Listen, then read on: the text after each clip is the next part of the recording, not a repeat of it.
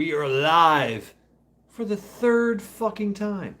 Amazing. Amazing. Absolutely amazing. Yeah. Yes. Here we are once again. Skull.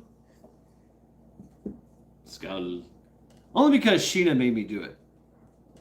Sheena, you made me do this. Yeah. So what was I saying? Yeah. Indian wedding. Oh, Indian weddings are the shit. I think that's what I was talking about. Yeah. I see one like in here. Yeah. What can I say? It's that's the way the cookie crumbles. That's where the ball bounces. I seen that.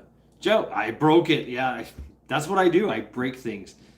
I have been told I can break an anvil, and I actually have once. I actually have broken an anvil. Now, granted, it was an old anvil, and it did have a crack in it, and I hit it with a really fucking big hammer, but I did break an anvil.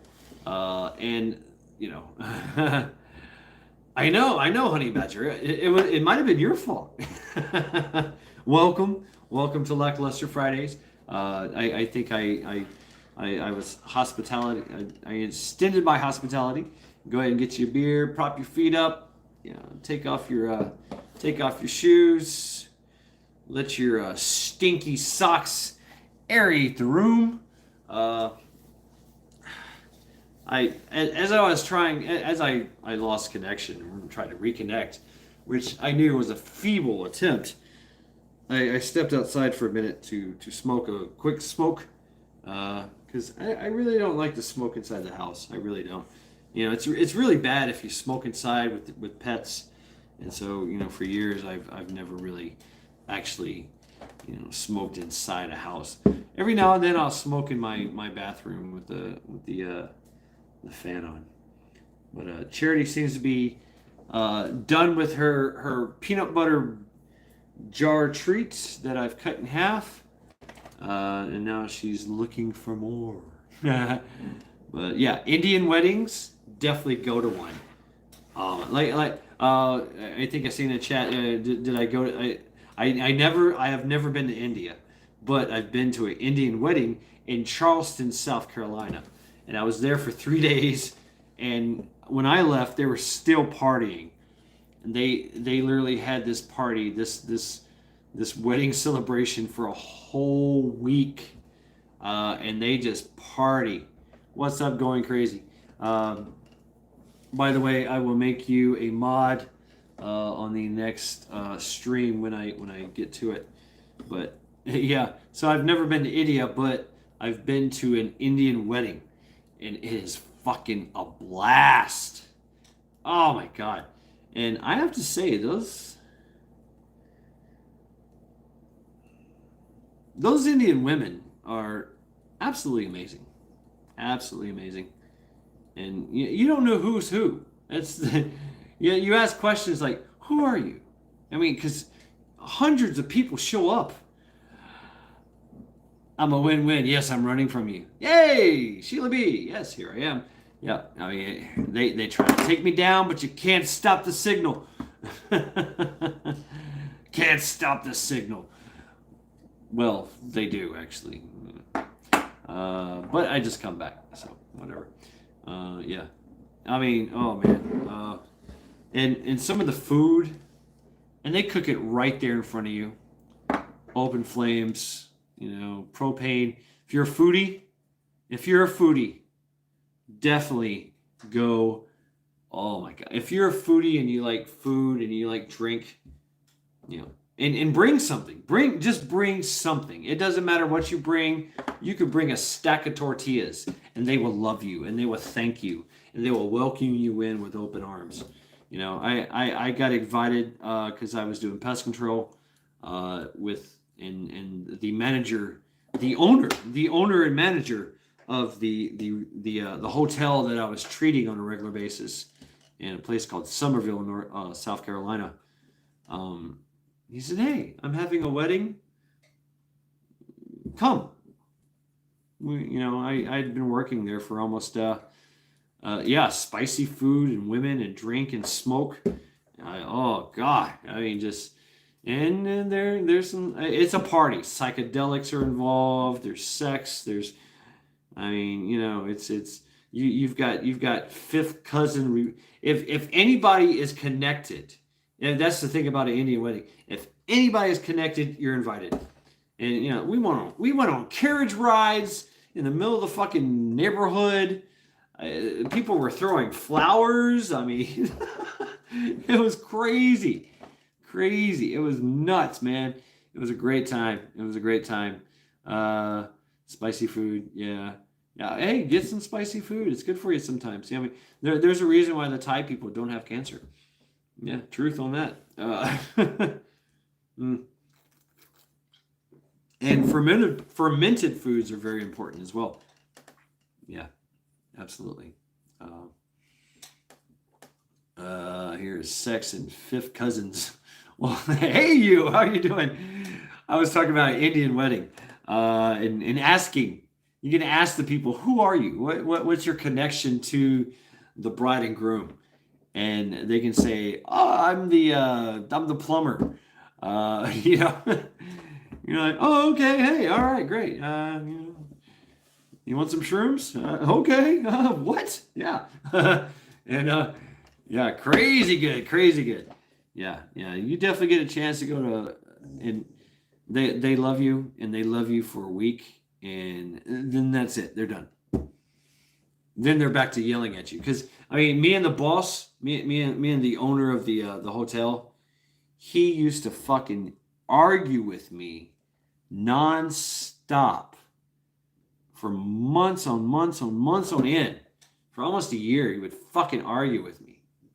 Just constantly, just berating me and arguing. And I was just like, what the fuck, man? And then out of the blue, he's like, hey, you want to come to a wedding? You'll have a great time. I totally, I like you. You're vetted. Come on in. Let's go. Have a great time. No soup for you after a week party. Yeah. Hey, Ragnarok, how you doing? Yes. Just talking about going to an Indian wedding. It's quite the experience. It really is. I have to say, man, I've partied all over the world with different people. I've drank different kinds of beer and been with different kinds of women, and nobody parties really like the Indians. Really, I mean, really, and they spared no expense. They really did. It was great times. And you have to understand that all the people that came, and I'm talking, they were close to, I don't know. I mean, it might have been like 1,000 people that showed up the whole week. Because people, that's what the thing is. They do it for a whole week, so everybody involved, everybody that's connected, can show up at their leisure, and everybody's bringing something. So there's constant food, there's constant drink, constant interaction, constant music, constant lights, fireworks. They're throwing fucking flowers in the air. Everything is covered in flowers. It's a great fucking time. It really is. And it's kind of weird because these two people, another section in your saga. yeah, definitely in my saga. Absolutely. And oddly enough, it was a place in Charleston, South Carolina, in a rich suburb in Charleston, South Carolina, complete with horse carriage rides. Oh, it was great. It was absolutely great. Absolutely, yeah. They had porta potties set up. That's what kind of operation they had going on there. They had porta potties. They had valet. I mean. It was badass. And they kept going 24 hours a day, 7 days a week for a week fucking straight. Yeah, it was great. And they had seating. They had lounge. if you had just had enough, too much party for you, there was a quiet place you could go and pass the fuck out if you wanted to. You know. NorCal Prepper Jason, how are you doing? Yeah, no shit, brother. No shit. I mean, it's I would love to go to drinking some Guinness Extra Stout after drinking some Carolans, which I do not recommend, by the way. It curdles together. Anyway. Whew, excuse me. I just went outside and smoked a cigarette. 34-degree weather. Love larger real man beer. Oh, yeah. I've always loved Guinness Extra Stout. It's got to be Guinness Extra Stout, really. I love my Corona Extras with lime and pink Himalayan salt. That's when I want to go light. Gotta watch my girlish figure. This is, I like this for a Friday. Oh God, lackluster Friday. The load has been dropped from our broad shoulders and our broad back. We've been carrying everything. We've been working. We've been getting shit done, right? And, working our ass off. I need a fucking beer. And I deserve it. Damn. Charity, I love you, but, she is farting peanut butter farts. Oh.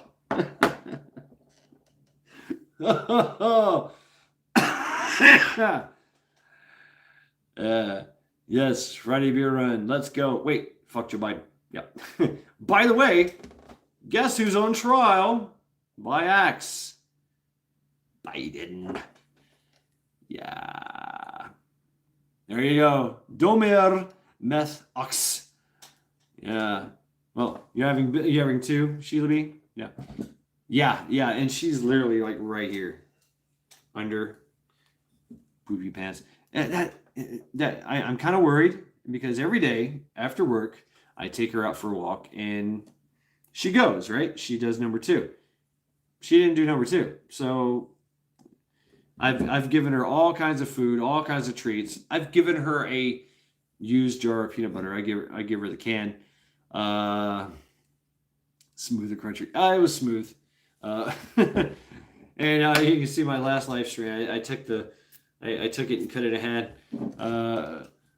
That's as you can tell. I spelled it out in runes. That's Dumur Meth Ox, and that's Biden. Biden. D.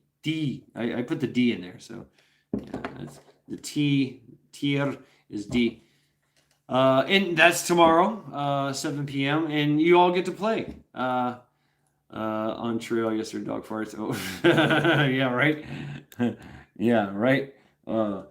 Goddamn. Woo. Yeah, it's pretty rough. So, yeah. So for soon I'm just waiting. I'm waiting for her. I've already taken her out once, and she didn't go. So I'm thinking that maybe she might be backed up. Maybe.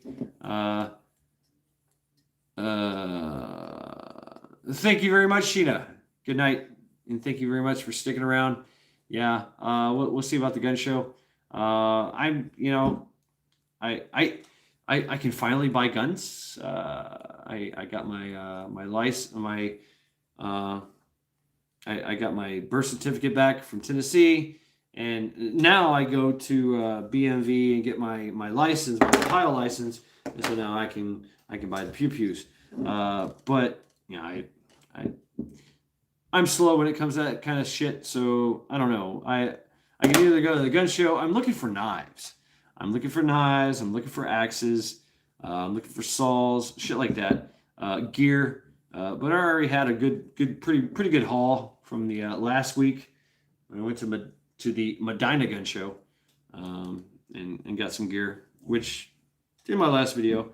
When am I buy cigarettes and beer instead? Yeah, right. Yeah. What are you prepping? I'm prepping beer and cigarettes. Beer, cigarettes, and weed. I mean, think about it. Seriously, think about it. Vice. I mean, yeah. You want to? I mean, I do that too. I can. I've been canning. Uh, I've got me a nice little canning supply going on.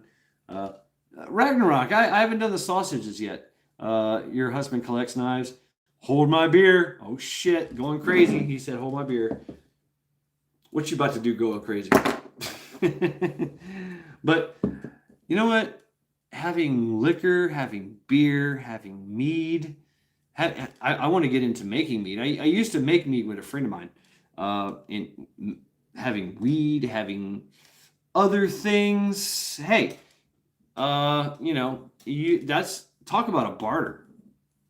Talk about a barter thing. I mean, you think about shift. All right. So, I'm going to make a video of this. I mean, because this is very inspirational. Just prepping, been prepping since coffee as well. Oh, my coffee is on point, absolutely on point. But I keep going through it. Coffee is for me. But yeah, I'm going to be bartering for coffee. I'm going to be selling drugs for coffee. Catch sword. Yeah. But I need my coffee and I need my cocoa mix, my hot chocolate and chocolate. I like chocolate.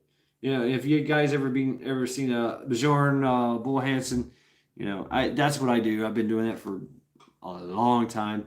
I take Cafe Bustelo and the cheapest fucking chocolate cocoa mix, and I mix it together, and that's my drink. Cafe Bustelo.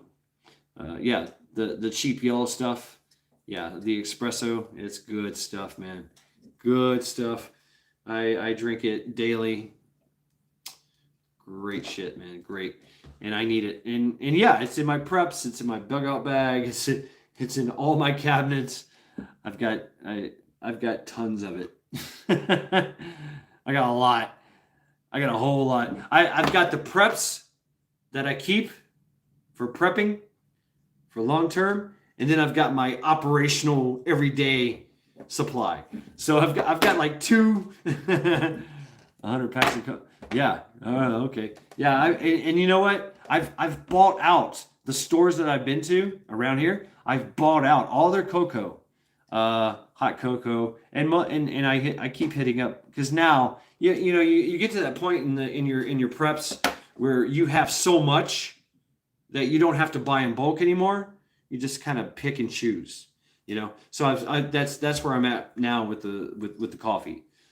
So I can just kind of take 2 or 3 packets here, whatever, a pack there, whatever. But the hot cocoa, I've been starting to diversify, if you will, getting different kinds, because I'm constantly going through hot cocoa, and now I'm actually buying, because I have my backup prep, my backup coffee prep that's sitting there, long storage, vacuum sealed, ready to go, just done. It's done. I'm good. I'm good for fucking years. And then my operational that I can just pop open the fucking, and then go from there. Yeah, stock up on that coffee, man. Stock up. And I tell you what, coffee and cigarettes. I know. Hey, when shift happens, yeah, I do smoke cigarettes, and I am addicted. Yeah, I've been doing it for years, and I must say that cigarettes save lives in my case, because me without a cigarette, yeah, I gotta get a fucking cigarette. You roll your own, yeah, but I can't grow it. I do know how to grow it.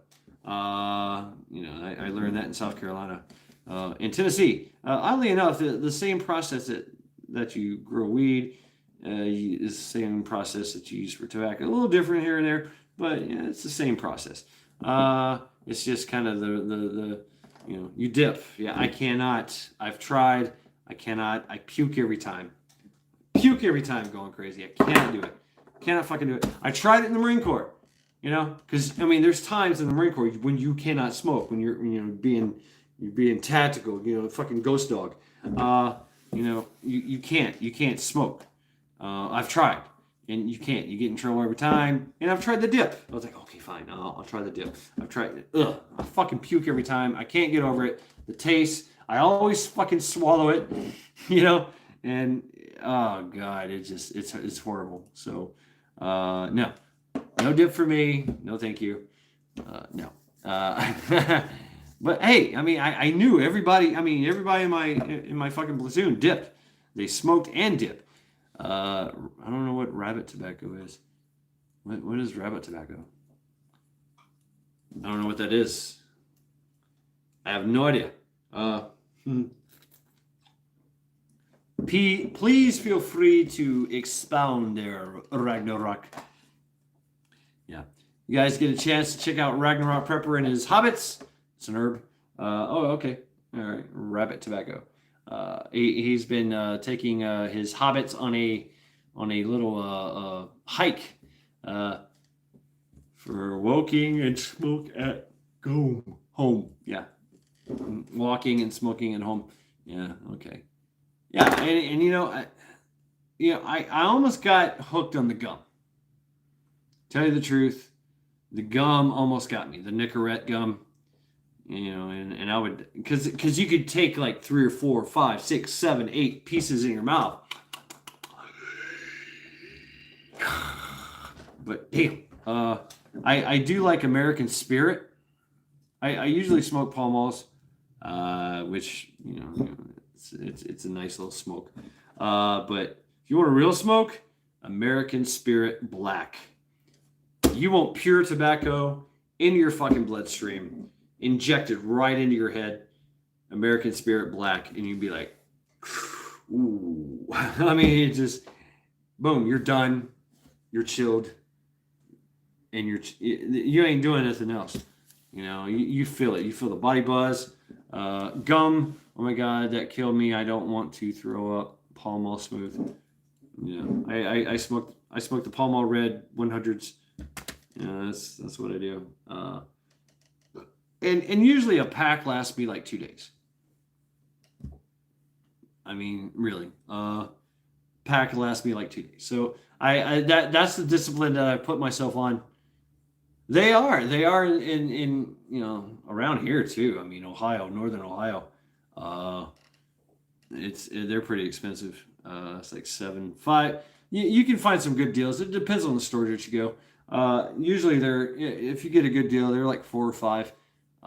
In any kind of smoke. You just got to find the store that's doing it. Yeah, that's the thing, Sheila B. I really don't want to quit. Damn, $12 in California? Fuck. I would grow my own. I would cultivate the fuck out of it. And I would sell it at like $3 a pack. 56 a pack. Really. Under the table. Fuck you. Fuck you, NorCal.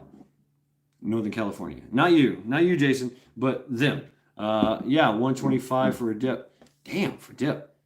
I remember paying like late 70s, early 80s, like $75. Yeah, fuck them, fuck them, Jason. Fuck them. You need to fuck them. Go ahead and just plant that shit and fucking take advantage, man. Fuck them. And it's going to come to that. That's my point. Okay?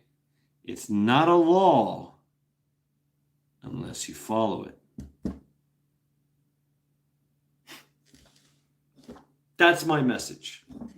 That's the power that we, the people, have. Yeah, right.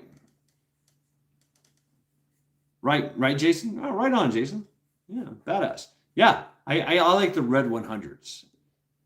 That's what I go for. The red 100s. For me, that's a good smoke. It satisfies my cravings. I'm kind of stuck. I'm like, my mind is kind of Old Norse and English at the same time. So, so if I just go, Fantir Vogelskanskirda, I mean, don't worry about it. I'm trying to just, whatever. Nunya, Texas. Yeah, you're back. Oh, that Viking is coming. Yeah, it's I'm drinking. What can I say? Uh,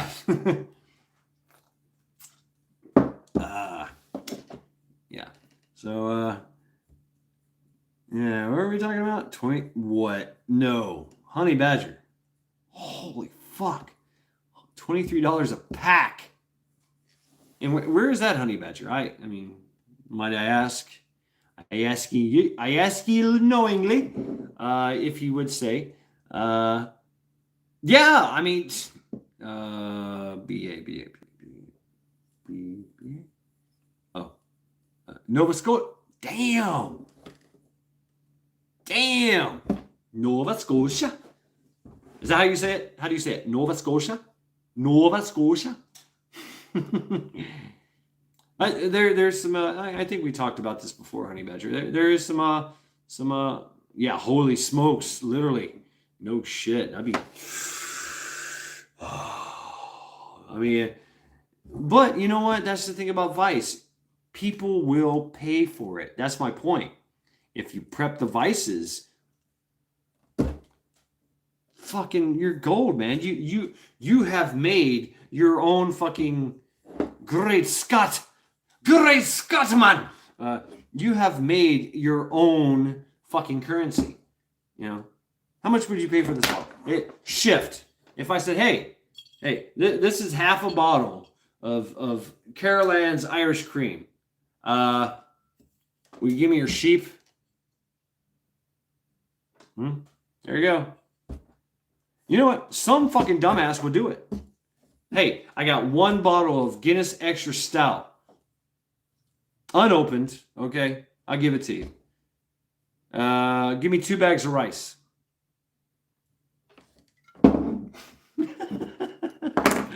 I mean, seriously. Yeah, you say that now. You say that now going crazy. But somebody will. Somebody will. Say Nova Scotia. Nova Scotia, but with a little less wider, though, like Coca-Cola. Nova Scotia. Yeah, so, yeah, they will. Give me that full magazine, 5.56. I'll give you a whole 6-pack. I throw in a pizza. It's going to be a frozen pizza, and it's going to be a tombstone, Nunya. And it will have anchovies. By the way, I like anchovies. I like food, by the way. But yeah, a frozen pizza. Yeah, exactly. And that's my point, is that there will always be that capitalist in there. Even in Shift, there's always going to be the capitalist. Yeah, exactly. Tombstone. Hey, Tombstone's pretty damn good. And you know what? You can always add to the Tombstone. You can always add. What would you like on your Tombstone? Cheese and pepperoni. I love that commercial. I love commercials. But you can always add to it. My favorite movie. Oh, here's some gangsta shit going on outside. Here's some boom booms. We got some youngins here, and they're pretty woke and pretty gay. I see the fucking colors. I guess some lesbians, whatever. And I just sit on my balcony and just go, yeah, what's up? How you doing? Yep. Joe Morgan. Good night. Good night to you. Skull. Cheers. Take care. Sleep well. Joe is like my personal hero. He really is. Open, slam it now. Unopen, slam it now. No, I'm good, Cheat. No. You first. And then I'll sit back and wait. See, that's another thing in Shift. What if you had a bar? I mean, all the movies I've seen, if you had a bar or club, I would charge a can of food to come in. No, I'm good, Jason. I'm good. I've been sipping this thing all night. Yeah. I don't do that shit anymore. I mean, there's not much left in it. I kind of want to enjoy the taste, you know. So I'm just gonna sip on it. So no. Thus is my conviction. But remember this movie, Barbed Wire. Barbed Wire with, yes, Pamela Anderson Lee in her hot fucking prime, in her hot porno prime. Yeah, she had a club. It had already been shift. Shift had already happened. It was shift. Shit has hit the fan, and she opens up a fucking warehouse, triple story, okay, fucking club, bar, all the vices, and she's in charge. And of course, she's walking around like a fucking in a G-string and boots, you know, a G-string and little tassels, and she's in charge, like she's the fucking, you know, head stripper, but she's the fucking owner. Barbed Wire, whatever they call it, barbed wire. But I love that fucking movie, and I love the concept of it. You know, the door, yeah, leather and lace, yeah. Yeah, and that's the thing is when you walked into the bar, as soon as you walked into the club, right there was a gun check-in.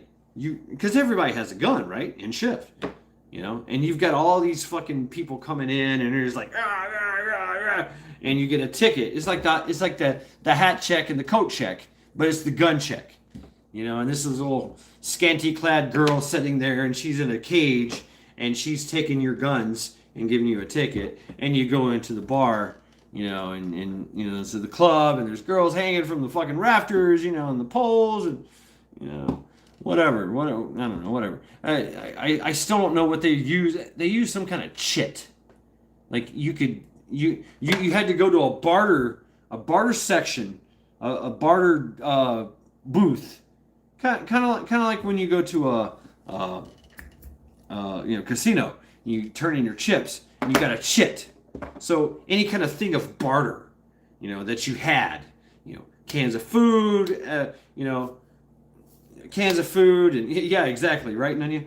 Well, this was in shift. This was a shift after shift event kind of movie, but it starred not Angela Lee, I hate that bitch. Pamela Anderson Lee in her hottie prime. In her porno hottie prime, and yeah, and it was after shift. Yeah, she looks like, yeah, she does, doesn't she, Jason? But you know what? I'd still do her. I would. Yeah, and so you could go to this booth and, like, you know, cans of food, ammo, you know, things like that, you know, whatever. And there was this guy back there in a fucking chair, in a booth, you know, cage, and he's giving you a chit for whatever you're giving him, whatever your barter item was, you know, and then you could spend your chit for drink, for vice, for drink, for drugs, for women, you know, obviously there's strippers everywhere, and then of course, you know, there's the whole prostitution ring going on, and you know, whatever, you know, and it was like a 3 to 5 level fucking warehouse in the middle of a city, and she had all this shit on lock. It's like, fuck, man, that's badass. That's badass. I mean, yeah, some of the just that concept alone was like, yeah, that's badass. More chits, please. Yeah. You know, even though she's running around like half butt ass naked, basically, with some fucking you know, like where was she wore like the, what do you call this thing? The thigh boots. Yeah, and then she had like a pair of pasties and a G-string on. That was basically what she was wearing. You know, and she was in charge. She was the boss. Like, girl, no, I don't think so. Yeah, you take this one, but not the one to boot. But and that happened, and obviously you got security, and security is doing their job. You know, and fights would break out in this place, and they would just automatically just boom. You know, these big motherfuckers, these big meat-eating motherfuckers would just snatch and grab your ass, and they would throw you down a chute, and literally it went out into the rubbish Uh, like you went down this chute and you landed in the beer bottles and the shit that that led to the back of the fucking club outside, and there you go. You're kicked the fuck out. Bye, bitch. You ain't coming back no more. Good luck getting your guns. That's all forfeited. Everything. And now you got a bunch of chits. So now you got to figure it all out. All over again. Now you're left all alone with nothing and a bunch of shit, and you're covered in beer cuts. Beer glass cuts, which are nasty, by the way. Oh, they never really heal well. Yeah.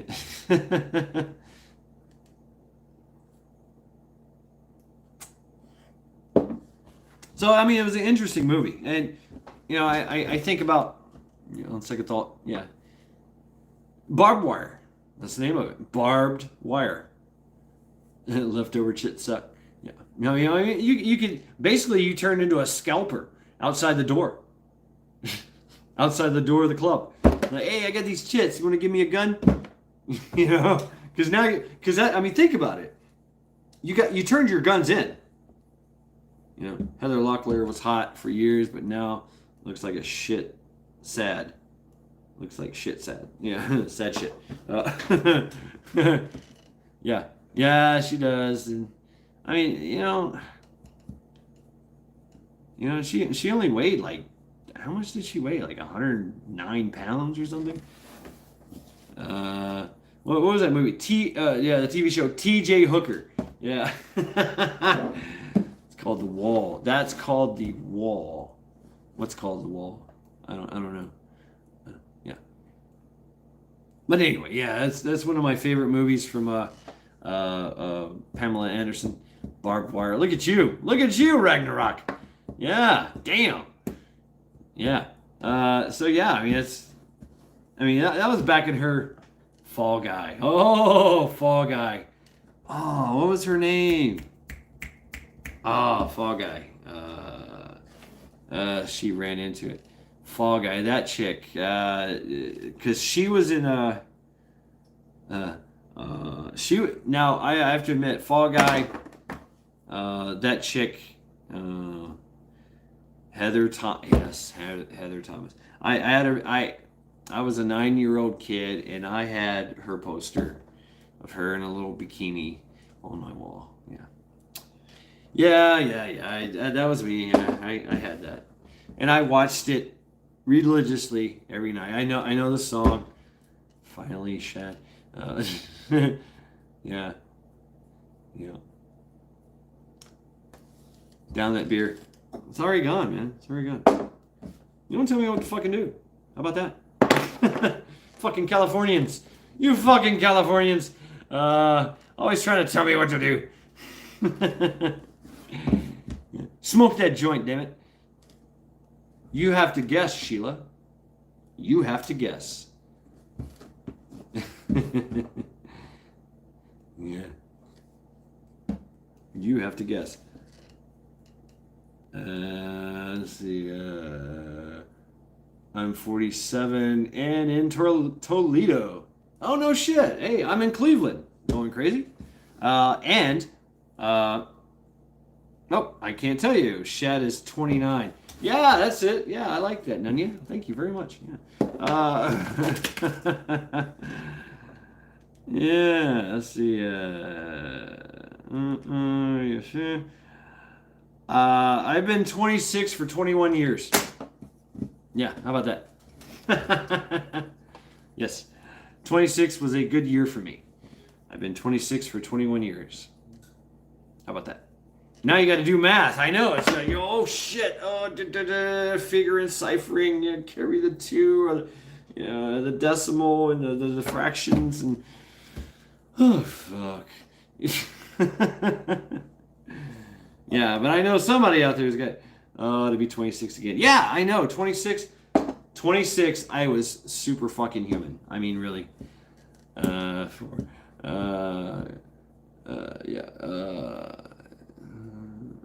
Def Claw. I'm 7, or was that 70? I forget. No, I'm 20, or was that 200? Yeah. What? Huh? Yeah. Yeah, things are good here, man. Things are good. It's Cleveland, so there's always a shooting or something, and now they're shooting fucking deer. Somebody, uh, yes, the Death Claw Jedi. Man, those fucking Death Claws piss me off.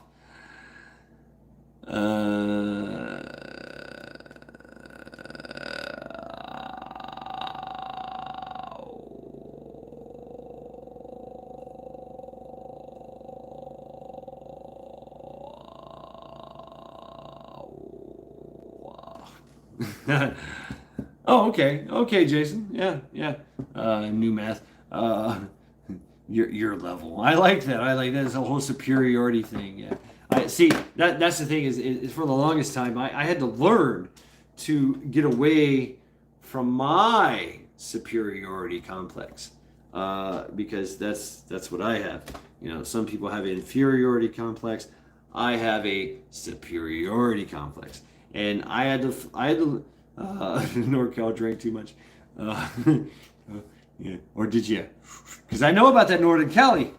I do. Yes, indeed. Good stuff. Yes. Yep. Matter of fact, I can't tell you the story. Damn it. Cannot tell you the story. I used to get mason jars back in 2000. Good stuff. But anyway, from Northern Cali. You're 26? Yeah, right on, Jason. But it was a independent strain that was 1995. I was in Australia in 1995. Yeah. Kangaroo 95, I think it was called. Hanging out with the Australians in Queensland, Australia. My, have things changed in Australia. Fuck. Oh, by the way, if you guys get a chance, go to Aussie Cossack or Rebel News. The shit is going down in Sydney, Australia. It started out as like 10,000 people. It swelled to 50, 60,000 people. Now it's even past that. They are fucking playing no games in Sydney, Australia. Let me tell you. They are fucking dead, fucking serious. And we don't hear about this shit. We do not hear about this fucking shit. Because obviously we're being like, they got this whole siege warfare thing going on with us. This whole psychological siege warfare. Mind over matter. If you don't mind, it doesn't matter. No, if you don't see it, it's not an issue, right? Yeah, exactly. Don't look behind the veil. It's okay. Hey, smallpox is coming. Oh my God, we're all gonna fucking die. Well, we really don't know. Actually, we really fucking don't know. But hey, anyway, why you're scared about the smallpox? Why don't you just go ahead and take this little thing from Pfizer? Yeah. Look over here. Oh, look over there. Look, I used to love that game. Hey, your shoes are untied. Boom! Oh my God, you just got punched in the face. Right on, Jason. Follow the narrative. Yeah. I mean, yeah. If you've played chess once in your life, you know what the fuck's going on. Seriously, absolutely. It's fool's mate. I mean, it's fool's mate. It really is. It really, really fucking is. All right, Jason. All right. Thank you very much for stopping by. Thank you for hanging out at Lackluster Fridays. Yes. We'll strive harder to get on your level as you go to sleep. I'm gonna go get another beer. Let's go.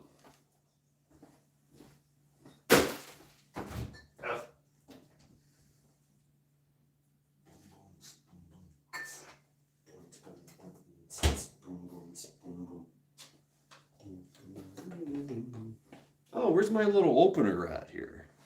Be well, Jason. Sleep it off. Yeah, sleep it off, man. Yeah. Look at this thing. I've had this thing for years. It's a Craftsman. Craftsman, 80-year anniversary. Guess what it does? I love it. Fucking love it. I carried this when I was it's got some weight to it. That's what I like about it. I carried this when I was a bartender, and I just threw it in my back pocket. Good stuff, obviously, boom. And of course you can put a little dummy cord on it, but I mean, it's just very handy. It's right here, boom, boom, boom, boom. Obviously everything's a fucking weapon to me. I can't help it. Skull. But yeah, I mean, and it was given to me by a friend of mine that she was a beer tub girl during a biker thing, and she used this, and it was too heavy for her Daisy Dukes.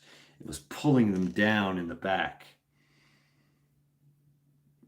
And I was there, and she gave it to me. She's like, "Can you hold this for me, please?" I mean, Cheryl was her name, and she gave me this during a if you know anything about Merle's Inlet, yeah, right, going crazy. But yeah, you know what? I would definitely, my friend Cheryl. Even though we never did anything, I would definitely drink her bathwater. She would, but I will say that she did smell a little like patchouli. But she's the one I made mead with. She was the one I made mead with. She taught me how to make mead. She's still making mead, the old way. So I have to give her mad props to that. But she gave me this. She was wearing a pair of Daisy Dukes and some assless chaps. But yeah, patchouli. Yeah, I don't really dig the patchouli thing. I really don't. Yeah, well, hey, I mean, that's the thing about. I don't want to be uncouth. Well, fuck it. Who gives a fuck? Yeah. The most crazed way that my mind has ever been just like is when I went to the Marine Corps in boot camp. And I know, I just boom. When I went to the Marine Corps in boot camp, we were having, going to the field, right? Yeah, ravenous. That's a great word, going crazy. And it's going. Remember that word, ravenous, in a primordial, animalistic, sexual way. The guys would go off, and we smell. And guys have a smell. You smell other guys, you're like, ugh. But it's a familiar smell, and you're like, okay, you're a guy, you fucking stinky. You smell like ass and armpits. Okay, great. But 2 miles away, you smell. No, it was in South Carolina, Sheila B. Paris Island, South Carolina. Yeah. In the swamp with the sand fleas, Paris Island, South Carolina. Hell on earth, absolutely. But anyway, but you're out in the woods, 3 miles away in the woods are 150 17 to 19-year-old women, all menstrual cycling at the same time.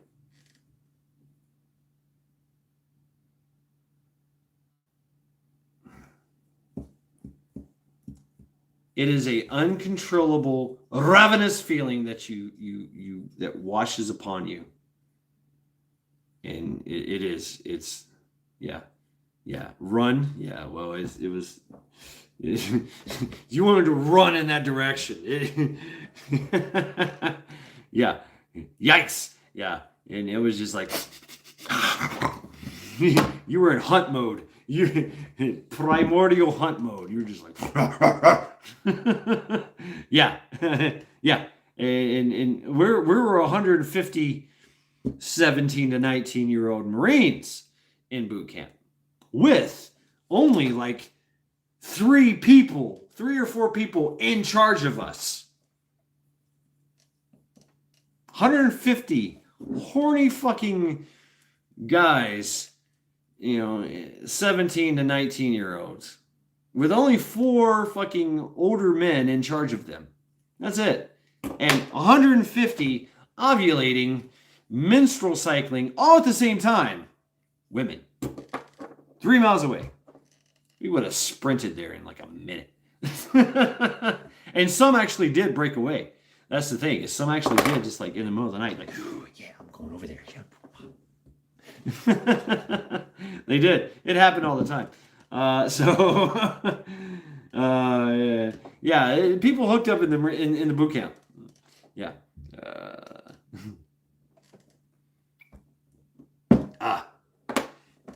But it's that.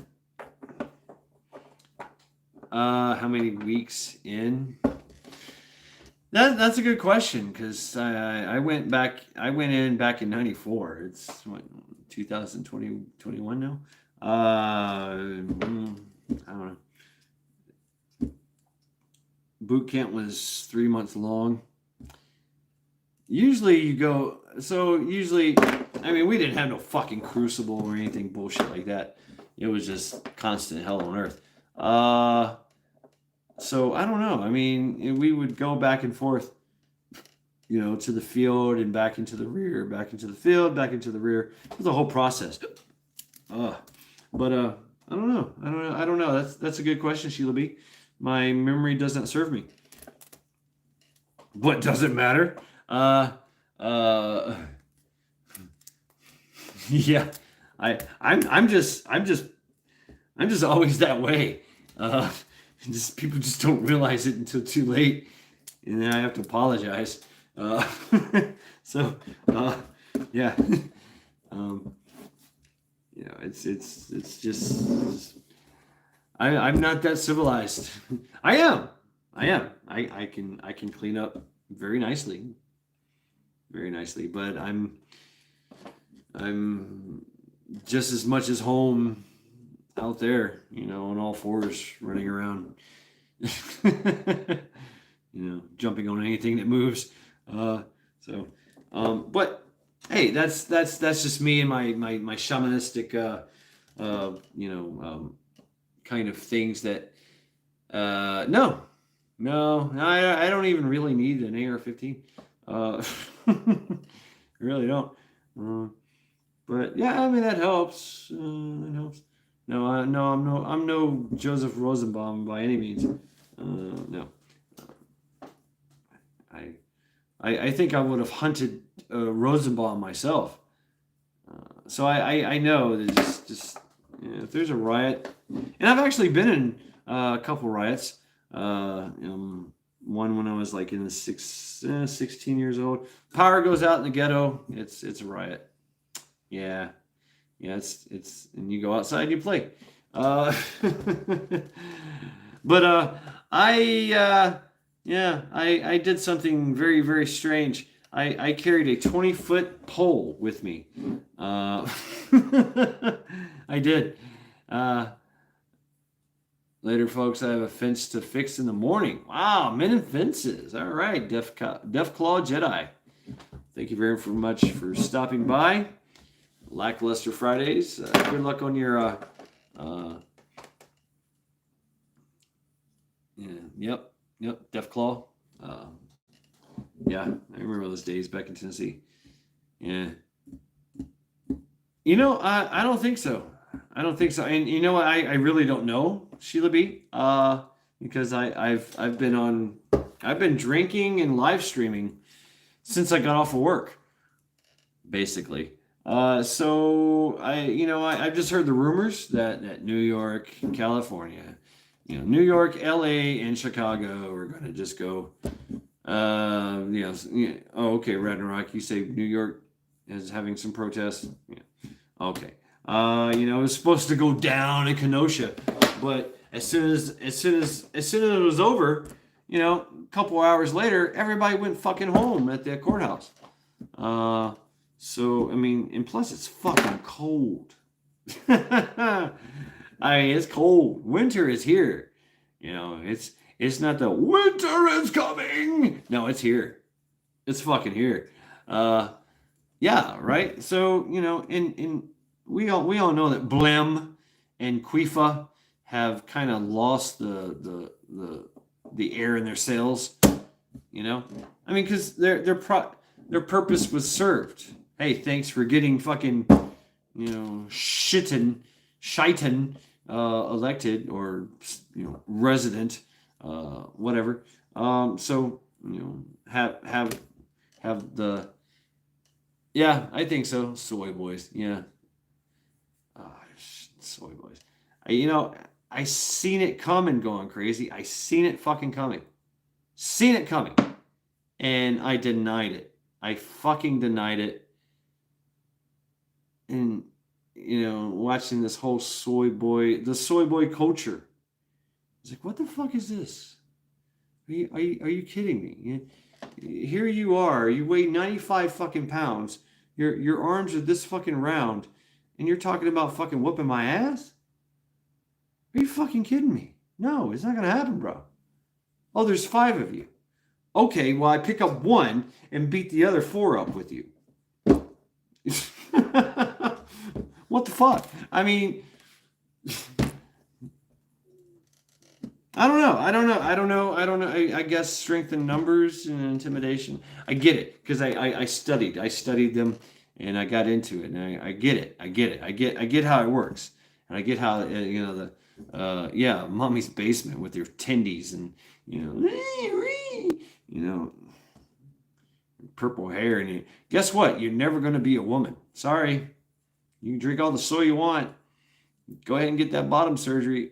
You're not going to be a woman. Nope. Not going to happen. Sorry. Yep. You just cut a hole in your fucking lower intestines there. It's not a vagina. You just lost your twig and berries. Goodbye. You're done. You're still a man, just less of one.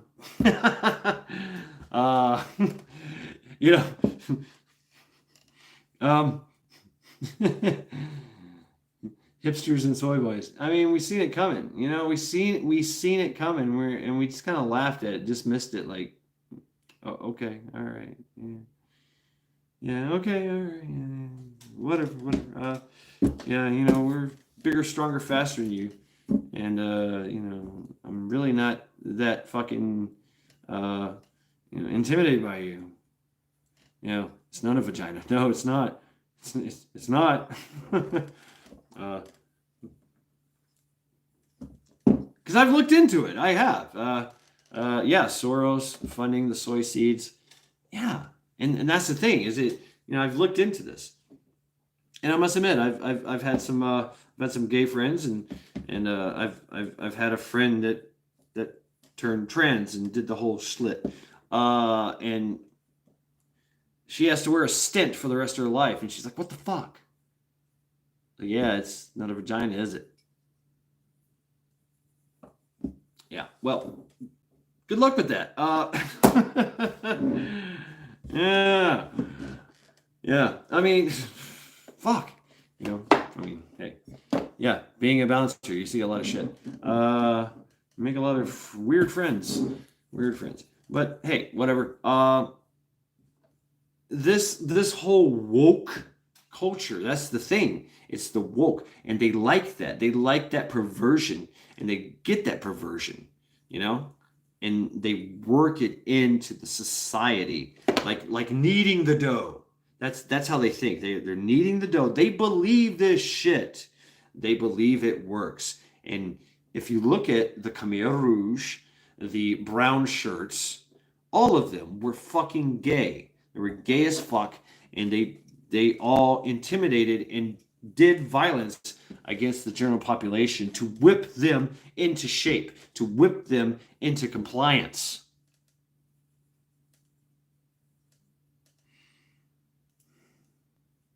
That's what we're facing. So just them daring to get out there and get in your face and do this, do that, do this. Yeah, exactly. And it's our fucking kids. that they're doing it with are fucking kids. I mean, I don't have any kids, not that I know of, but my nieces, my nephews, my potential nieces and nephews are being perverted to do this fucking shit against me and my kind. I cannot abide. I cannot abide. So,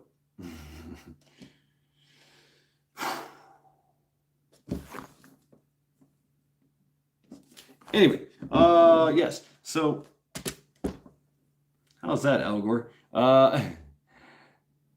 You did the going crazy. You brought me there. You brought me there. But it's true. It's true. It's true. No, it's not, Sheila B. No, it's not. No, it's not. It might seem like it. It might seem like it. But that's the whole psyop of it. Okay?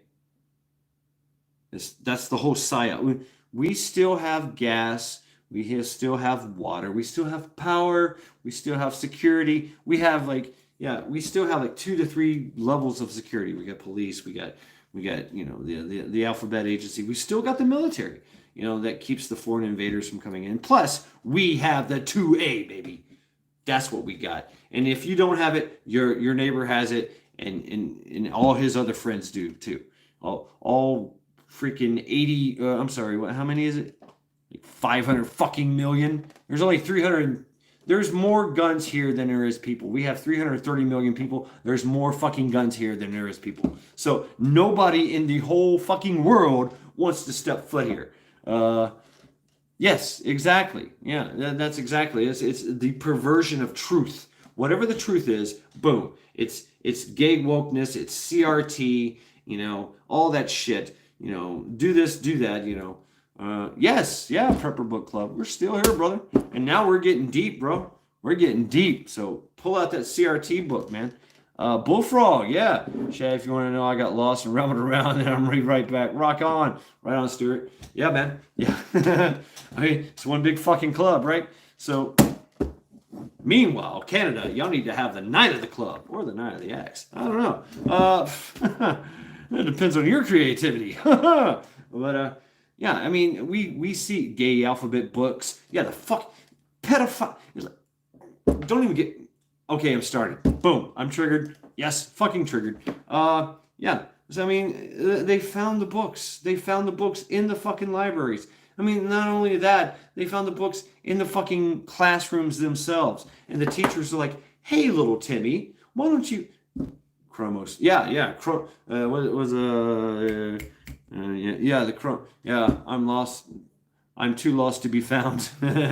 Right? Yeah, I mean, they found the books where it was like, hey, Timmy, you want to be Tina? It's okay for this gay guy to touch you there. It's okay. It's okay. What the fuck? Are you fucking kidding me? I remember when I was 5 years old, we had a gay librarian. I was in elementary school. One day, I mean, he was flamboyant gay. He was like blah blah blah blah blah, And one day he went prancing around and he put a flower in his hair. Okay. 5 fathers showed up the next day and whooped his fucking ass. And we as kids seen him the next day with shiners in his eyeballs.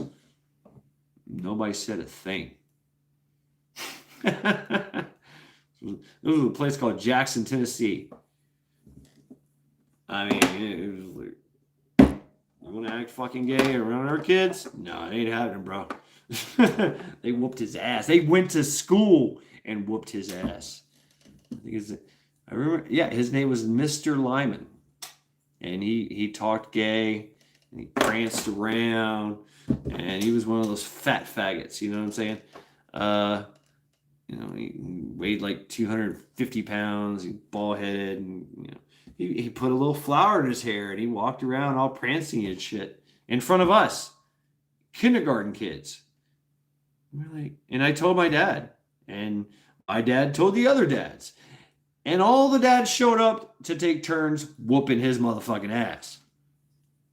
Nobody said a fucking thing. Cops didn't get called. Nothing. Now what? Now what the fuck? We got little fucking soy boys and Karens and pedophiles, jumping in our fucking faces, going, re. Yeah. Ass whoopings for all of them. You guys remember that 70s show? Red? That was my stepdad, Red. What's an asses? That was him. But he was bigger, a lot bigger. He was, Golden Glove boxer from fucking the Air Force. That was stepdad. I remember he had forearms that were this big around, and he just trial by axe for all of them. Yes. That's the point of it. That's the point of it. That is the point of it. Domer meth ax. Yeah, absolutely. So yeah, let's talk about that. So this is I don't know if you guys can see this. This is younger Futhark. Domer meth ax. So when writing in runes, you're drawing sounds. That's the thing. You're drawing sounds. It doesn't matter how it's because if you look at Old Norse, right, which is it's spelled with the Arabic, Latin, Roman letters. It's not runes, right? So Domer meth ax. It's got a lot of accents, and the word axe is a O with an X through it and an X. Well, there's no X in younger Futhark. None. So I had to make an A, a K, and an S. Axe. That's the same sound. That's the same sound. And that is very congruent with all the other different ways of writing runes from the past. There's no consistency, none whatsoever. It's open to interpretation, and there was a lot of grammatical errors, but it's all creative, right? So there you go, AKS axe, because that's what you got to work with, Yeah.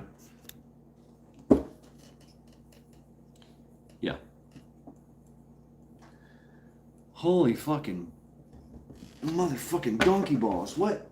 It's like 12 o'clock. Yeah. Supposed to go to a gun show. I've already been to the same gun show. Yeah. So and of course with the name Biden, we got B being B, I, in, B-I-E. So that in-looking rune is a common vowel, A-E-I-O-U.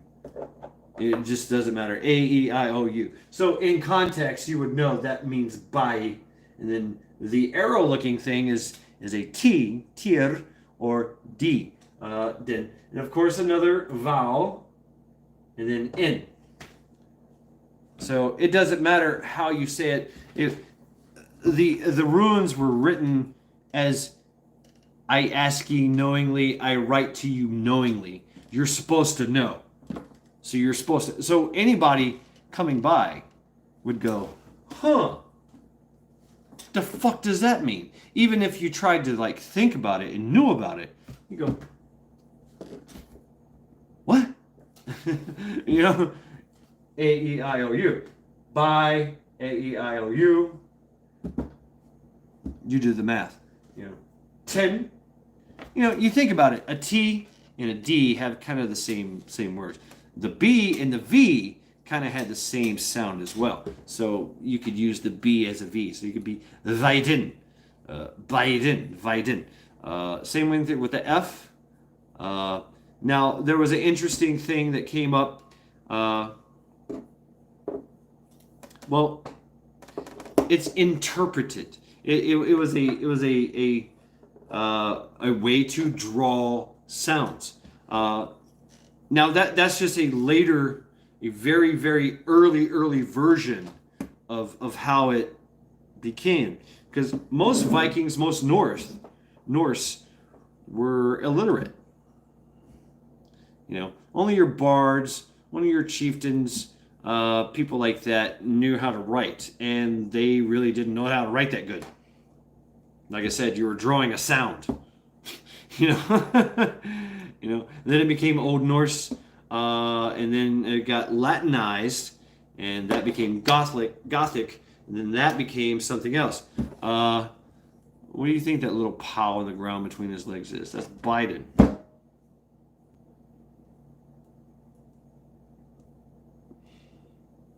What's he been known to do? Anyway. Yeah. Yeah. Yeah. I don't have to tell you anymore, Sheila B. I say to ye knowingly, as everybody else does. That's what I love about this chat. They're going to help you out. They'll explain it for you. Yeah. So yeah. Hey, I got to depict him somehow, and of course he's got his tongue hanging out, and that's the way it is. And yeah, I've already got some made up already with random numbers thrown in there, 1 to 100. Ragnarok, I don't know if you played Trial by Axe yet. We played it last week, and I think we played like 6 times. It was pretty fun.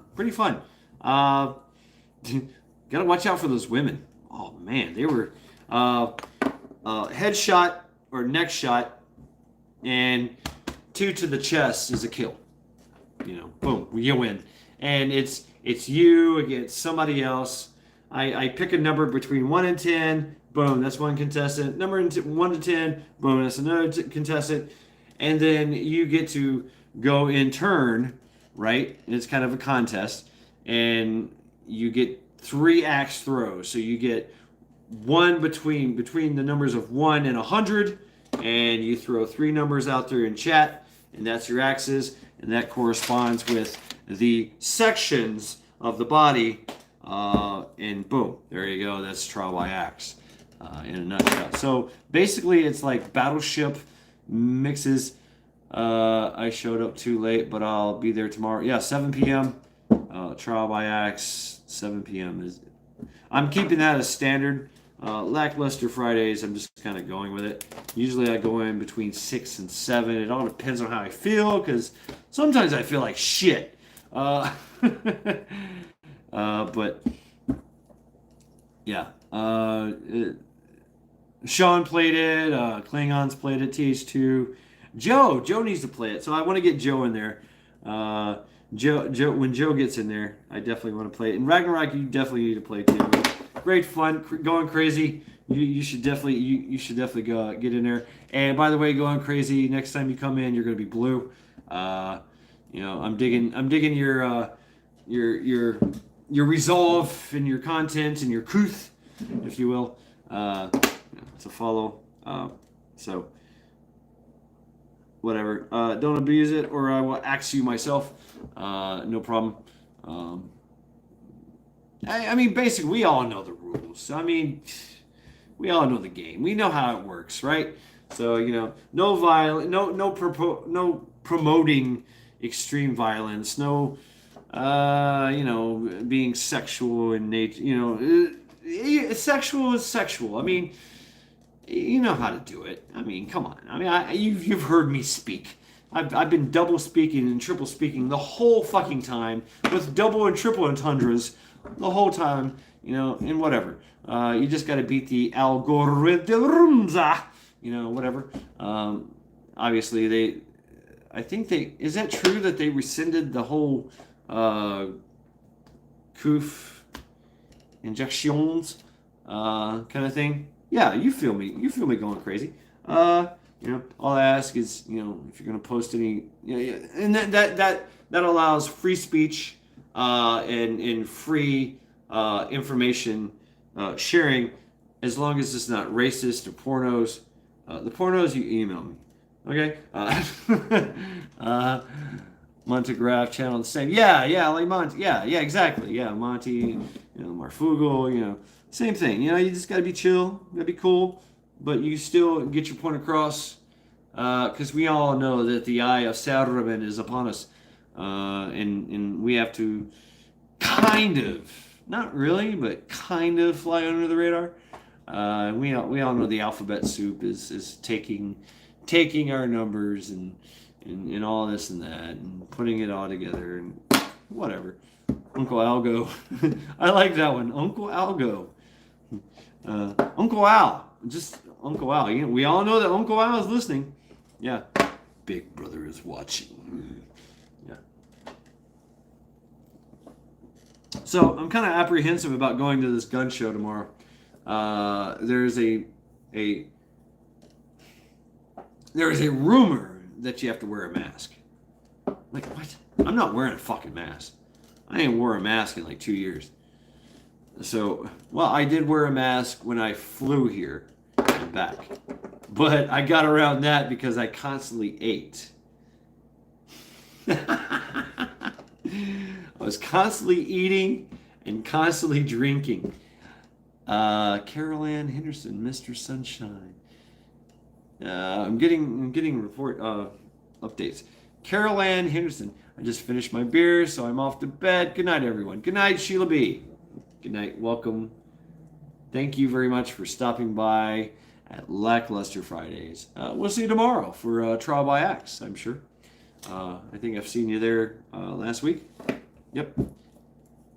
Yeah. Once you're in, you can't catch it. Once you're in, you can't catch it. What am I catching?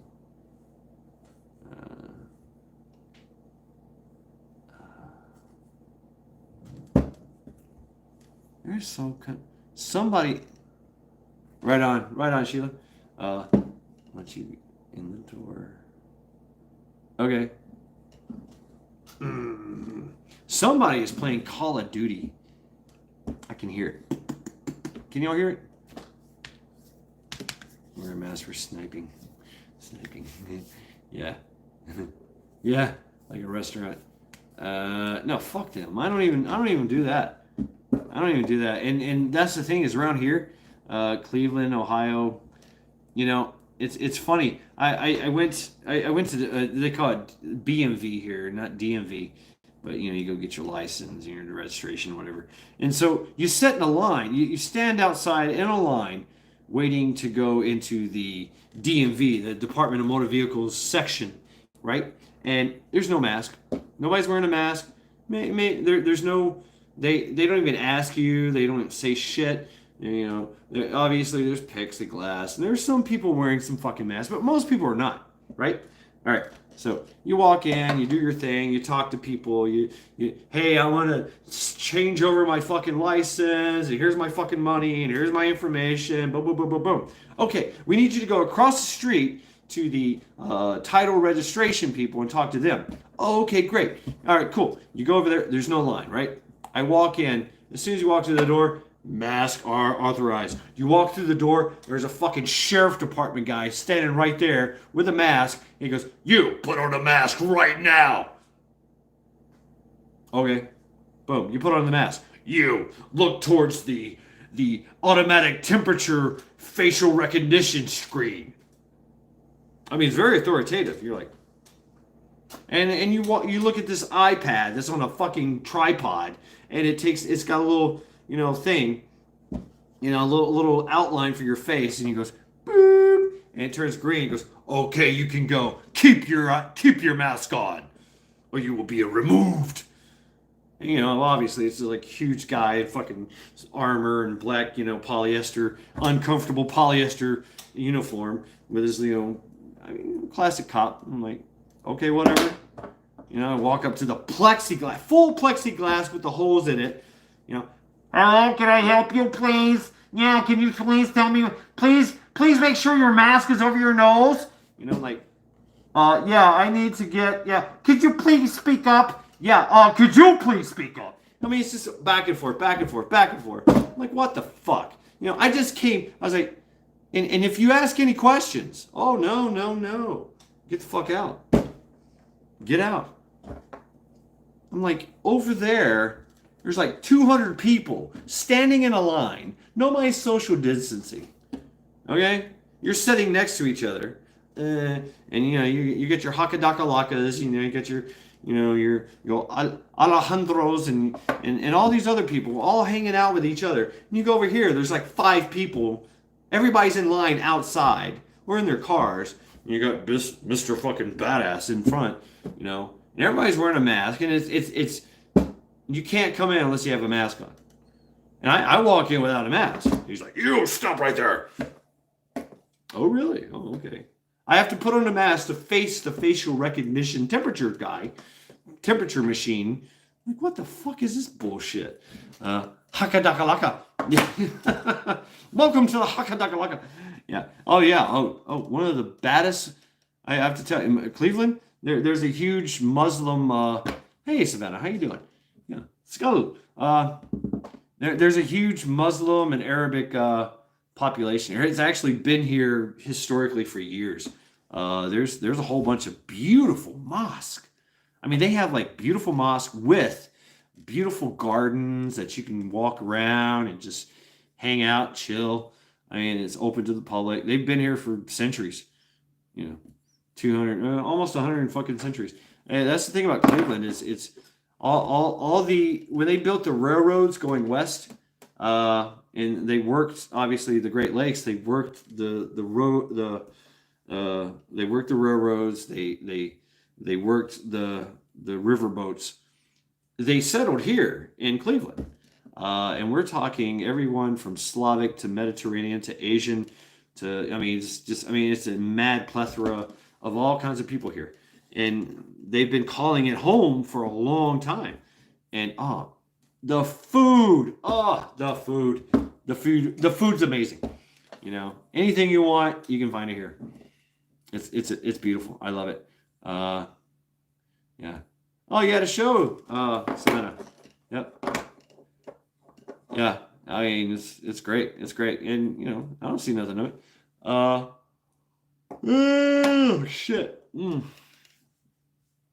Damn, I just do that. Did I do that? With Stephen Urkel. Yeah, that was his name, right? Did I do that? Did I do that right? No, I didn't do it right.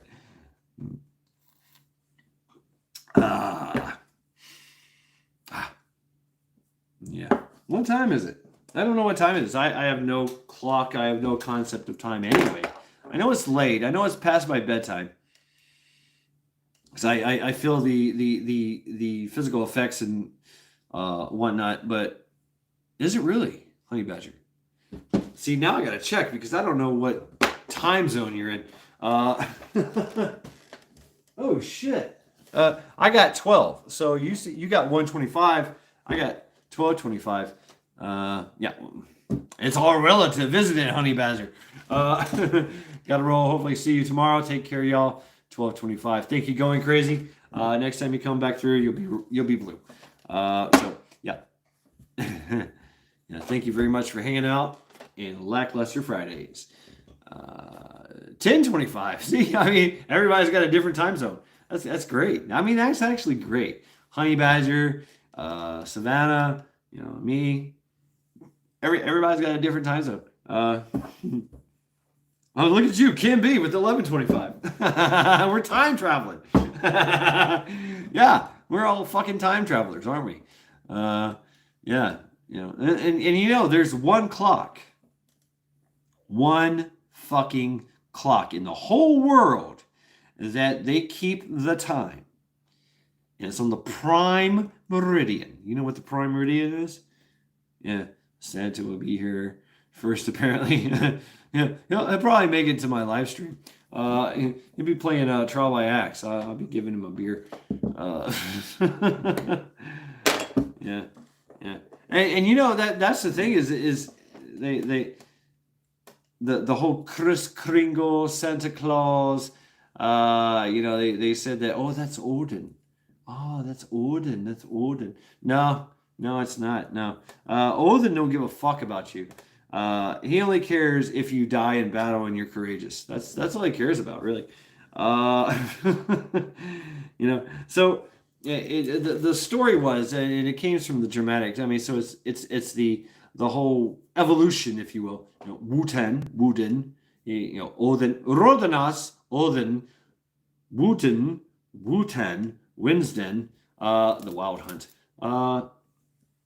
Saint Nick, and so the story was that Odin or Woden would walk through your Germanic village, and he would give out goodwill or bad will. And so what you would do as a kid, you would put these little trinkets up on your windowsill, and Odin is supposed to come through in the middle of the night in his little stick, and he would give you a little bag or something, or he would take your trinket and give you a good trinket. And sometimes it would be a small little bag with a lump of coal, which actually would be a good thing because you could burn that and keep yourself warm.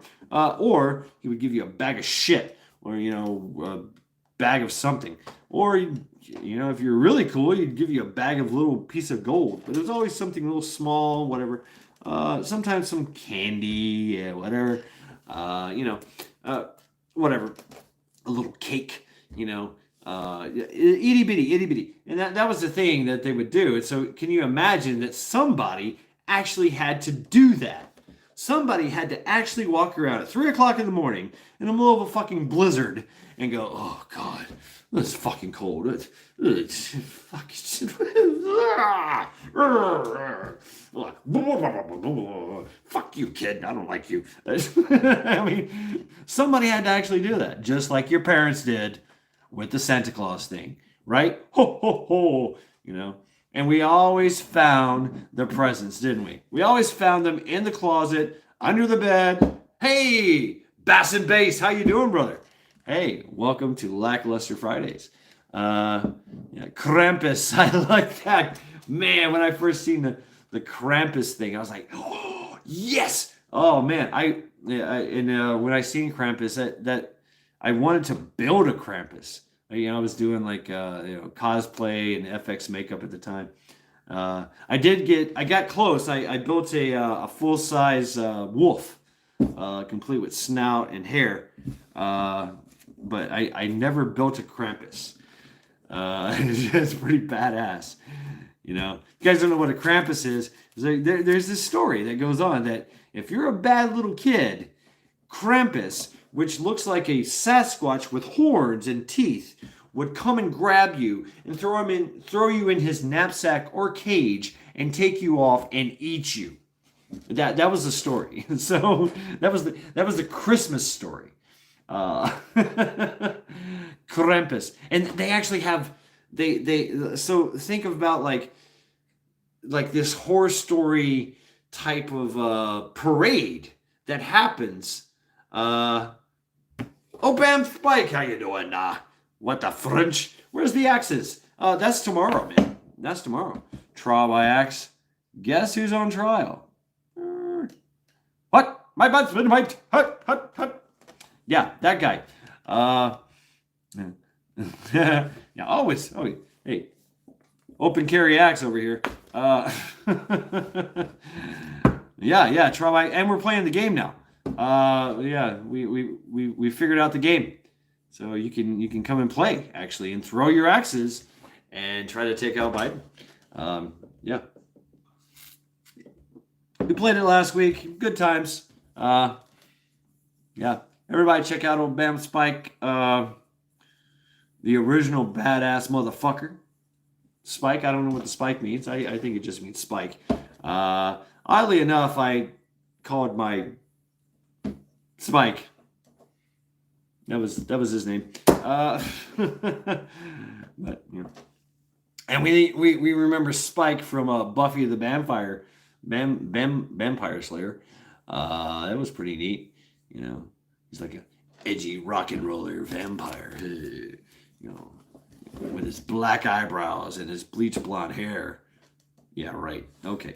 And of course you had Buffy with, ooh, can I call it my soup can? Of course. Yeah, you remember Spike? Yeah. Yeah. Hey, I don't give a shit right now. So, if you walked into the room, welcome. Heartland Survival. What the fuck, bro? Good to see you, brother. Good evening, folks. Can't sleep. I'll be here for a bit and try to sleep and soon. LOL. Hey, welcome to Lackluster Fridays. Tomorrow is Trial by Axe. Come stop by 7 p.m. We'll be playing. Yeah, you guys check out Heartland. Heartland Survival. Next time you come by, you'll be blue as well. Yeah. Guys, check out Heartland. He's got some pretty good stuff. Him and his family have really been putting in the work and making it happen. Making it happen. Absolutely. Yep. Check him out. Definitely check him out. And if somebody, anybody wants to drop a link for him, your tomorrow's already here. Well, shit. I guess we got to play Trial by Accident. No, it's at 7 o'clock. See, it's all relative. It's all relative, isn't it? Yeah.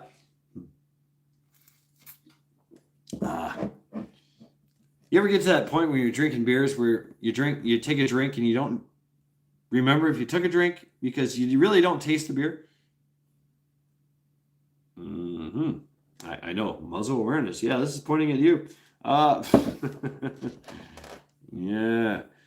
So yeah, it's gonna be fun. I've already made up some Bidens. Bring your axes. Thank you very much, Obama Spike. Look at that. Look at that. Yeah, and he could. I don't. Heartland, are you trying to get monetized? I don't know. Ragnarok on it. He's a really good guy. He is a ginger. I'll give him that.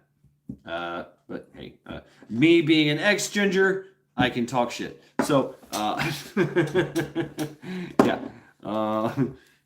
But I mean, he's got a great family, and I forget where he's at. He's somewhere Midwest. I forget. Yeah. And anybody, I mean, I do have a lot of people that watch this after the fact. There's a lot of folks that just kind of pop in and go. I mean, we're very nonchalant around here. Okay, all right, totally up to you. I mean, Heartland, whatever. Kansas, oh shit, I'm a fake ginger, LOL. Yeah, or is it an artificial ginger? Oh, okay, so you got that aesthetic pleasing red. Savannah, okay, or is it like a fire engine red? Yeah.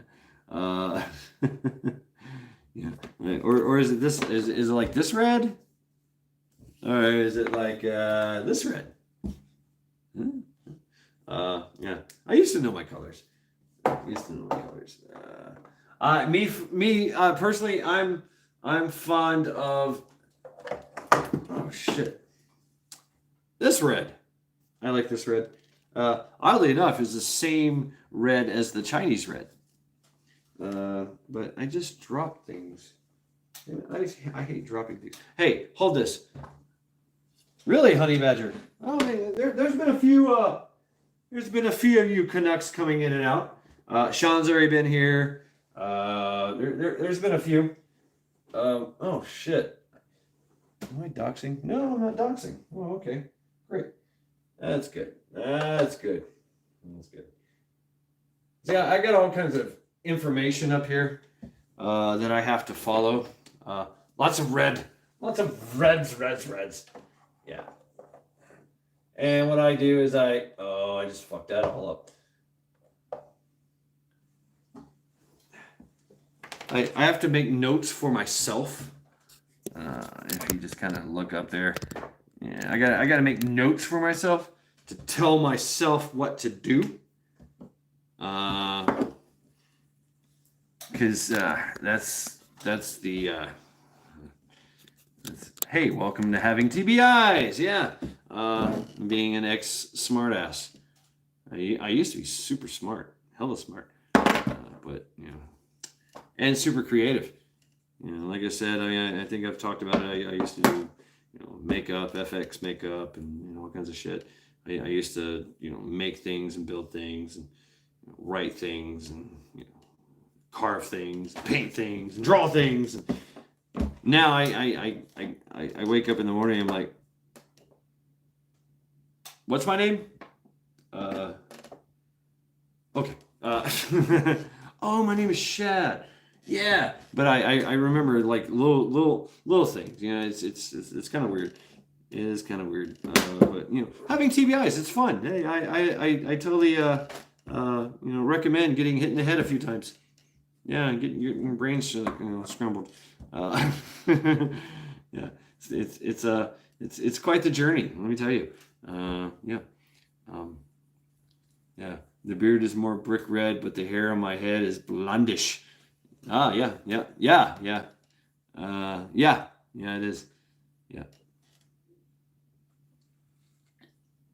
Now I'm a silverback. I mean, all this shit is. I mean, there's still some blonde. There's still a little bit of red in there, but most of it is gray. It's most of it is gray. Yeah. Unfortunately, I don't give a fuck. Uh, it is who I am. I was about to say it is what it is, but nothing is what it seems. You betcha. I'm over 12 concussions and counting. Concussions. Wild lifestyle. Yeah. Yeah. Concussions. I don't care about concussions. Yeah. I think I'm concussion proof now. Really, I am. Now when something hits me in the head or somebody hits me in the head, I don't feel a thing. It's like, what'd you do that for? Yeah. What happened? Uh, it kind of happens later on. You just kind of like standing there, and all of a sudden this feeling just kind of comes over you, and you're just like,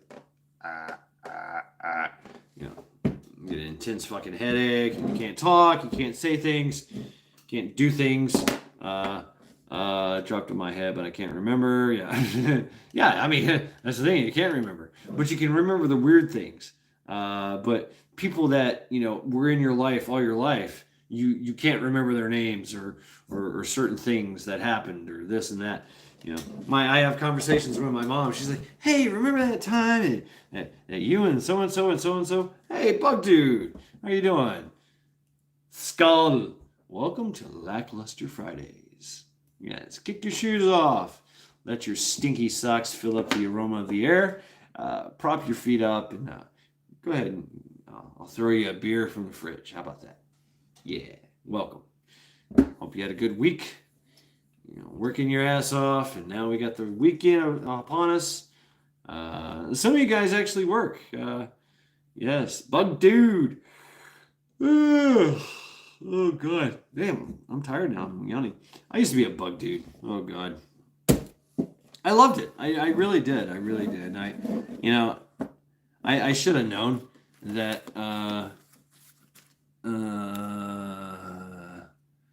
That I would never make any money at it. That's the problem, bro. I've never been a concussion. Never had a concussion because of a fight. All ice, hockey, snowboarding, or other accidents like sleeping at the wheel. The ground is hard, and so is the truck. I wrote a book. I've written like 3 books. I'm actually still writing books. It's taken me like 10 years to do it. That's the thing. Is getting bogged in the head. I get a burst of creativity, like, yeah. Oh, and I just blank. It's done. I forget. I can't write. I can't talk. I can't. It's like everything is like there's a gas tank inside my head that goes woo. It just goes out. So yeah, I mean, there's been a few books. If you guys have been following the saga of Bruce, that is Bruce Lee. The saga of Bruce is actually a side story of a saga called, yeah, you're gonna love this, Ragnarok, which is a huge, multi-story,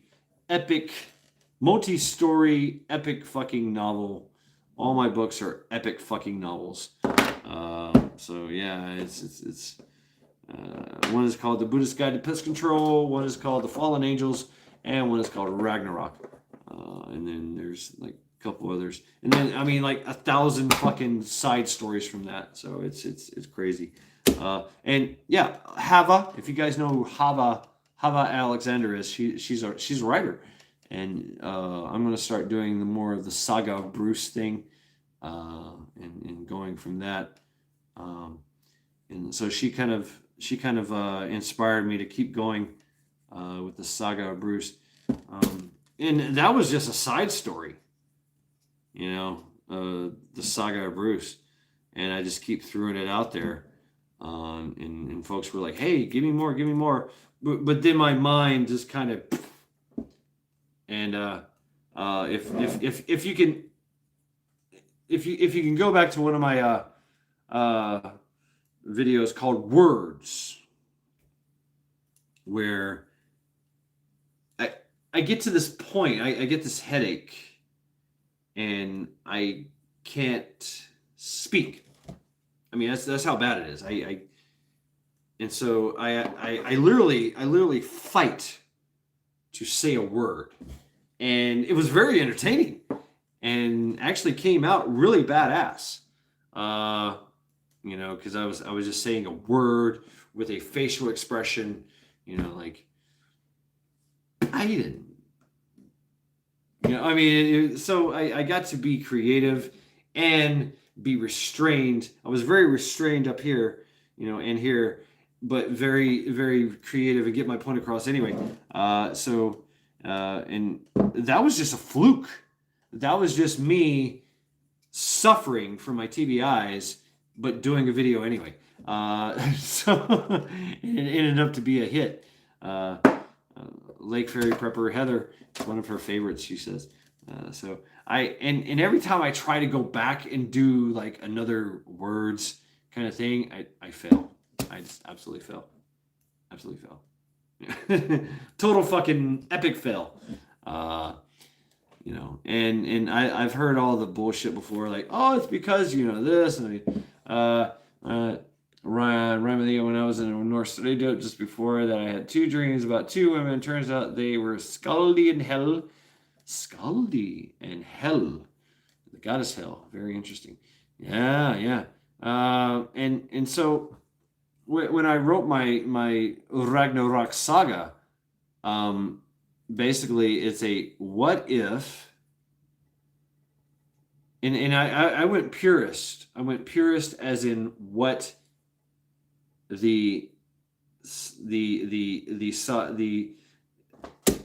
are the parameters of the world of the Norse as opposed to us. And so afterlife, Norse is right. Think about that for a minute. Think about that. But you have to do the research and go and get the facts straight and go with those parameters. And I applied that into now, from then to now, all the way, because I look at then, now as now. It's a different kind of now. So that I might say that's part of the multiple TBI thing, is that I have no real concept of time. So when I go back in time in the history, I believe it's now. So it's like boom, boom, boom, boom, done. Okay, and future, well, I don't know yet, but there I see the possibilities because I am a chess player, and so boom, boom, boom, boom, boom, boom, boom.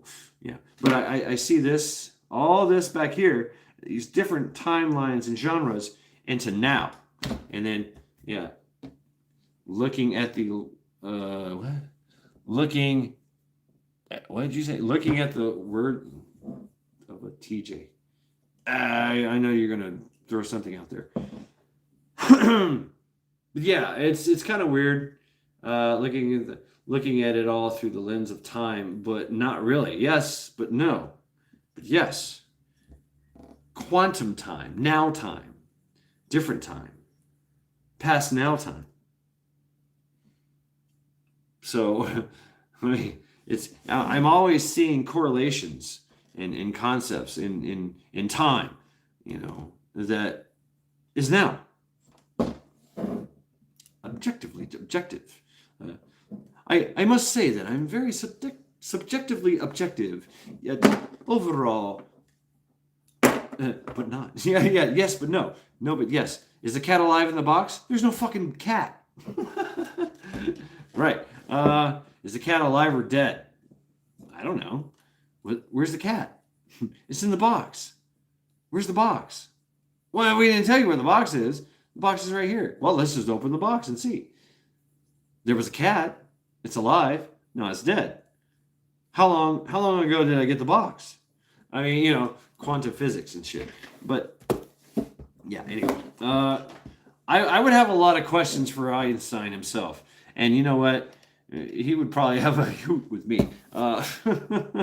Yeah. Time traveling. What is your perception of time? If you don't have a perception of time. So what that actually does for me is I have a constant sense of urgency. Because I don't have a sense of time. So I don't know how long it takes for me to do something. So at work, they're like, hey, I need you to do this, and that should take you the whole day. And I get it all done in like 15, 20 minutes, and like, what the fuck? This is supposed to last you all day, and you just got it done in 15, 20 minutes. I'm like, I don't know. I look for clues. Oh, thank you very much. Is the cat alive or dead? Actually, it's a turtle. They said it was a cat. So I'm thinking cat. But I've never fucking seen the cat. And you say it's a turtle. So now I don't know what the fuck. It's a cat, it's a turtle. Hey, multiverses, whatever. If there's a multiverse. And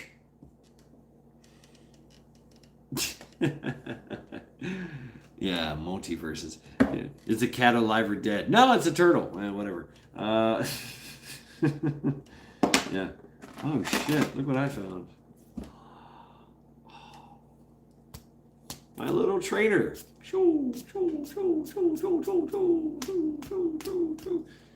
Yeah. Very cool. Very cool. This thing's like old as hell. This is my little trainer. This is a perfect trainer. Now I learned I cannot stab with it because it actually does stab. There is it will make a hole in you if you stab with it. But slicing, no problem. You're protected. But a stab, it will actually kind of make a mark. It's kind of hard enough, and it's a kid's toy. I took and just sanded down and whatever. Anyway, yeah. Here I am talking about, we go from cats in boxes to knives, trainer knives. Skull.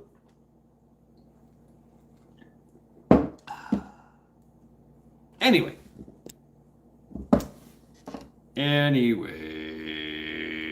Wow. Huh. Savannah.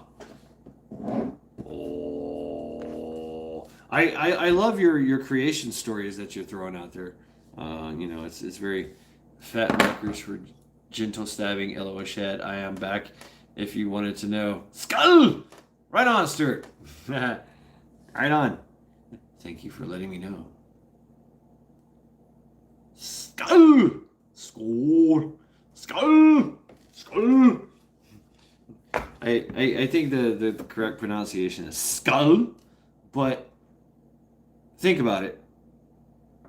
People are usually drunk when they say it, so it doesn't really fucking matter.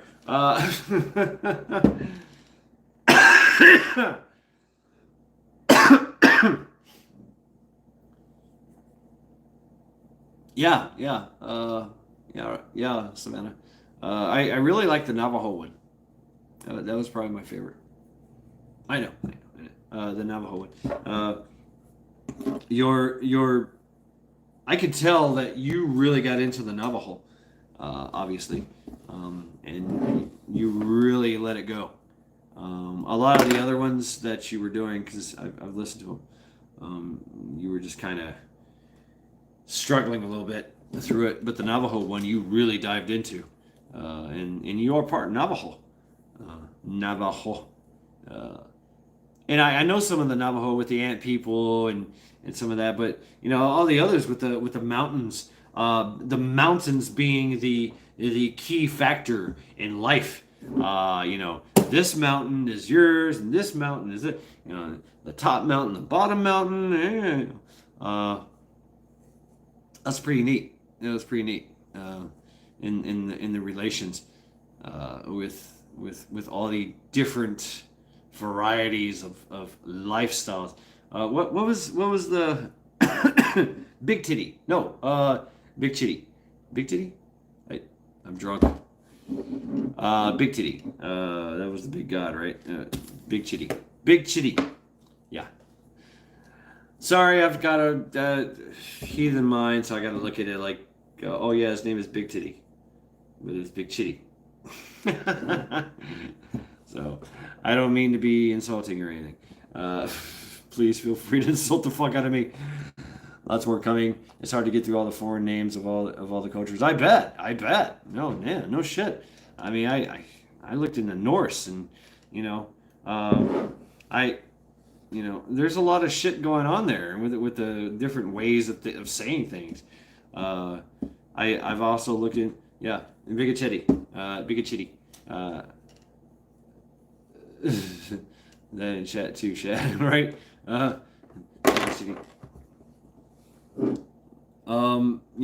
I started messing around with Norse's, the Vikings, Vikinger, Norse. There's a lot of words in there. You're just like, what? But it takes time and practice. But I like your Susanna. I really do like your Navajo flavor with your phonetics. Phonetics. I like voice. I like speak. Obviously, and I like that aesthetic. It's very aesthetically pleasing for me when you go Navajo. So I dig that. Even though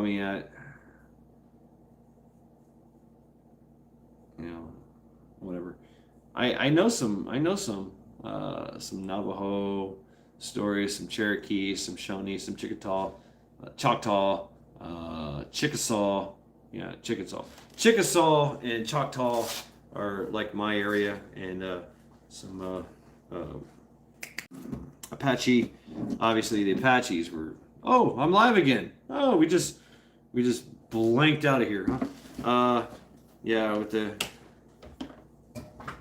Yeah, for me being a white boy, I've partied with a lot of Indians. And yes, we called each other. They called each other Indians. They did. Whatever. What? I named my daughter Kansa, Scandinavian, another part of her heritage on her dad's side. Oh, Kansa. Damn good one about America and what Rittenhouse means to us all. Right on. Yeah, right, Spike. Hell yeah. What are you sharing there, Spike? If it's porn, make sure you email it to me first so I can review it. Anyway, yeah. Obviously, I can't check on it until whatever. But creepy. What's creepy? I'm creepy? You're creepy? Who's creepy? Who's a creeper? I used to know a guy named Creeper. We called him Creeper, and he was a fucking creeper. He really was. And the thing is that I'll send you. No, shut up. You have no fucking idea what the fuck you're talking about. Okay, I'll tell you. Bridget the Midget and me went on a blind date. Yeah. Oh, Banff, Spike. I like that. I'll send you a midget gobbling down a horse if you like. Yeah, I had some really creative friends, and they hooked me up on a blind date with Bridget the Midget. If you guys know who Bridget the Midget is, please check her out. She's a midget stripper, and she was doing a tour, and we literally went to her show, and I was just like, why are we here at the strip club? You know, watching this show. And then later on, she comes up to us and sits at the table and hangs out with me. And she's drunk and obnoxious and just a fucking bitch. I'm like, you know, she's talking shit about me like she doesn't like me. You know, and then she reaches over and grabs something. I'm like, I don't know how to feel about this. And then she gets drunk and goes to the bathroom and spends her night puking in the bathroom. So yeah, it was a blind date failure of Bridget the Midget. Thanks, friends. Yeah, funny that you bring that up there, old Banff Spike. So, yeah. The memories. Anyway. Holy fucking shitballs. What time is it? I asked this question. There's going to be like 5 time zones.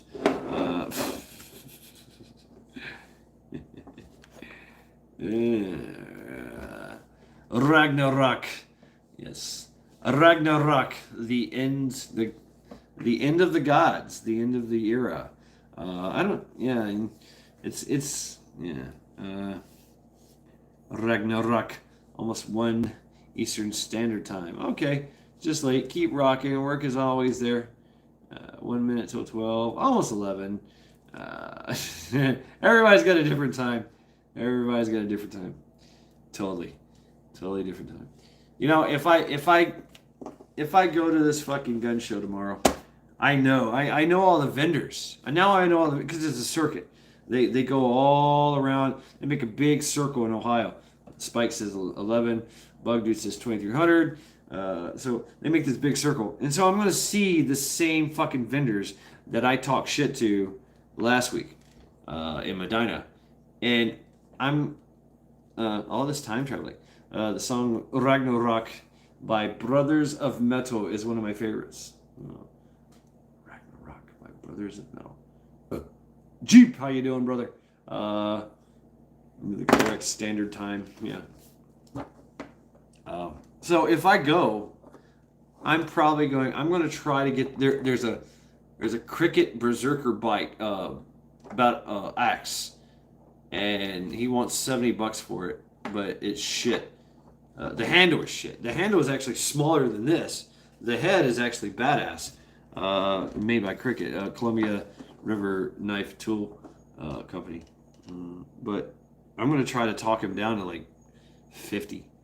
When I was a kid, you know how long I wrap my mind around the fact that there are 12 hours twice a day.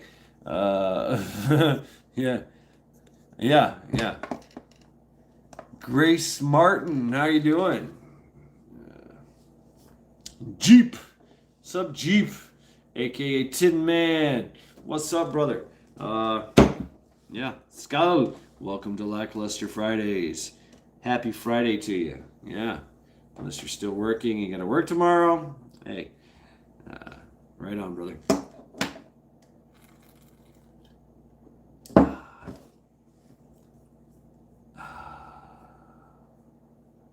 Wow. Greetings, Grace Martin. Who's Grace Martin? Anybody know Grace Martin? Taking a break from the robots. Robots? What robots? I need an anvil. Don't ask me, I break anvils. You need an anvil? Yeah. Hey, Heartland. Yeah. How's the blacksmithing coming along? Yeah, you do need an anvil. You do. Yeah. Oh, you need an anvil, you need a vise, you need the crimps, well, I seen your crimps. And you need pens, you need to make all that shit. That's how you gotta do it. anvil. I don't know. I guess you can go to. I'm pretty well. Who's got anvils? In your area in Kansas, the trading company, any kind of place like that, any kind of tool, die, heart, industrial place. They always have anvils and shit like that. But it depends on what you want. You want something cheap and usable, then you go cheap and industrial. If you want cool and badass, then you go. Stuart says, "Good to see you, Grace. Been a bit. So you know who this Grace is? I don't know who Grace is. Grace, do I know you? Good song, Drager of Ragnarok. Cool. Try and find an antique anvil. All the new ones I've seen have been crap. Grace Martin is awesome. Okay, all right. I'll check her out. And we'll see. I'll make her blue. Grace Martin, you're pending. Lots of money for old anvils. I don't know about that. I could probably find you one. Yeah, down south. Amish country. There's a lot of swap meets. So I'll be on the lookout for you. I'll be on the lookout. I'll see if I can. You want a real anvil. Yeah, it does. It does high carbon steel, right, Spike?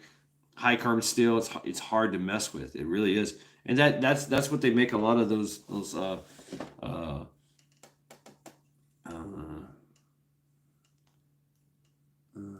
first of the tongs. Yeah, you're making your tongs. Oh, badass. Yeah. I mean, that's how the blacksmiths did. They made everything from scratch. All their tools, everything. All their tools, all their jigs, all their molds, everything. And then they just kept making stuff. Making stuff to make stuff. Yeah, I mean, it's pretty fucking neat. Pretty badass. Craigslist. Yeah, there you go. Craigslist. But I heard Craigslist is where you lose your organs. Why are my kidneys missing? Oh shit. Yeah.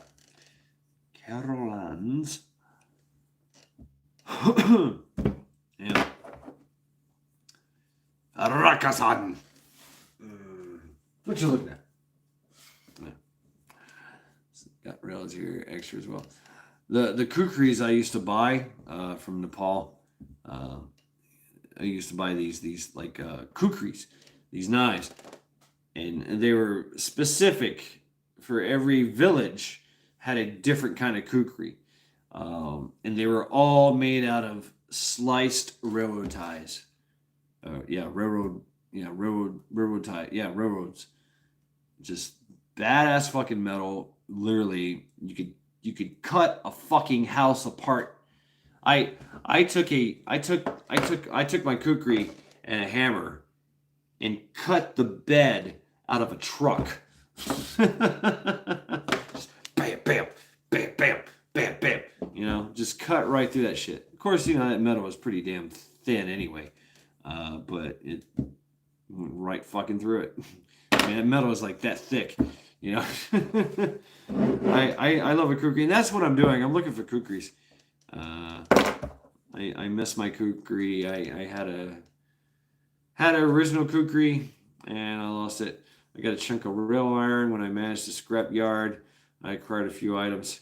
Yeah, I got some pretty heavy duty iron, high carbon steel stuff. I kept for my cars and stuff, replacing things. Oh shit! Shocks, struts, and leaf springs. Leaf springs are badass. Any kind of shit like that. Leaf springs and coil spring. Ball bearings. Anything that's hardened. Anything. Ball bearings are really, really badass. That would be a hell of a collection to have one from each village. Yeah, I did. I did, and and what they did is they made like a ornate little. I was addicted. I was addicted.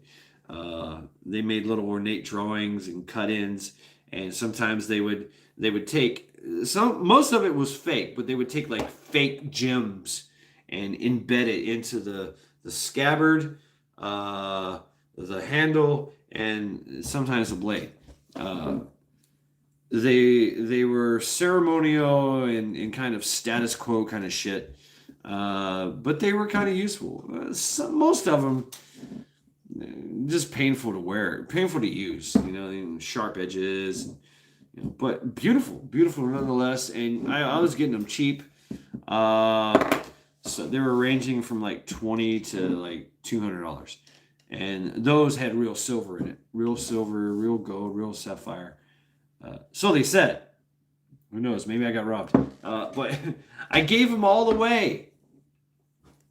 I gave them all away. Fucking gave them all away to friends. Yeah. I think I sold a few of them, but my favorite was the warrior kukri. It really was the plain and simple one, made in Nepal or made in India, built out of sliced railroad ties. And just badass, fucking metal, in the wooden handle with the I like that flared in, and I would have to tape it. I would take black, that black adhesive tape, and that's what I do with the handle. The middle, I would keep the middle, but I would kind of round it out. You gotta take some grit, some sandpaper to it, and kind of rough out the edges because it will cut up your hand. Watch the 15-year-old try to straighten a leaf spring the other day. Oh shit! And then he tried to drill it. He found out the hard way, I bet. Oh, yes, I bet. Drill it. How do you... No, you can't. No. How you got... No, I mean, that shit is like... The way they make a coil spring, they blow twist it, right?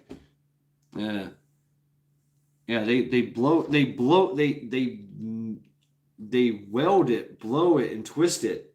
And... It's that's how it stays its shape. The way that they make it, it's blow twisted steel in the other direction. That's how it keeps its fucking spring. All springs are made like that. The way that the spring goes, the tension is going the other way. Hence gives you the spring. Yep, I'm doing my research on alloy. I'm learning so much. The Art of Blacksmithing is a great book. Yeah, badass, Heartland. Badass, absolutely. I've thought about doing stuff like that. I can weld. I made shit out of welding. I make shit out of crap. But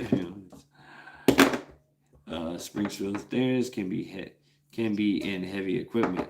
Yeah, right. Yeah. I play with a lot of tanks, like VATs. Take care, Jeep. Tim, man. Yeah, brother. Good night. Skalu. There's a lot of stainless steel, hardened steel at the bottom of it, and the wheels, and the drive shafts, and we've burnt fucking just Diablo blades, Sawzall blades, hacksaw blades, fucking even air pressure grinder blades. I mean, we've burnt them to shit and had to go back and get more, just to make some kind of leeway on some of the shit that we were cutting. We're like, what the fuck is this stuff, man? It was like a wheel on the vat. Link courtesy of Joe. Atlanta Cutlery. Okay, right on. And you're just like, wow. How is this made? how is this fucking made? That's amazing. And some of that shit was made. I mean, they made that shit. It made to last. You know, because it had to be. It had to be. It's constantly going through this constant pressure and movement, going at it, beating it, battering. The book teaches us how to weld with the forge. Yeah, wow. Yeah, cool. Very, very cool. Grace Martin. Be well, Jeep. Yeah.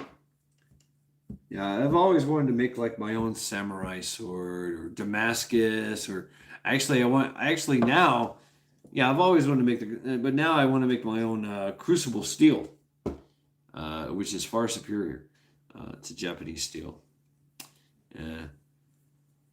You know, in crucible steel was made in a can, obviously, in different kinds of metals, and that's how they made it. And if you see now how a lot of things are made in Japan, that's how they make their things is crucible steel. It's so easy.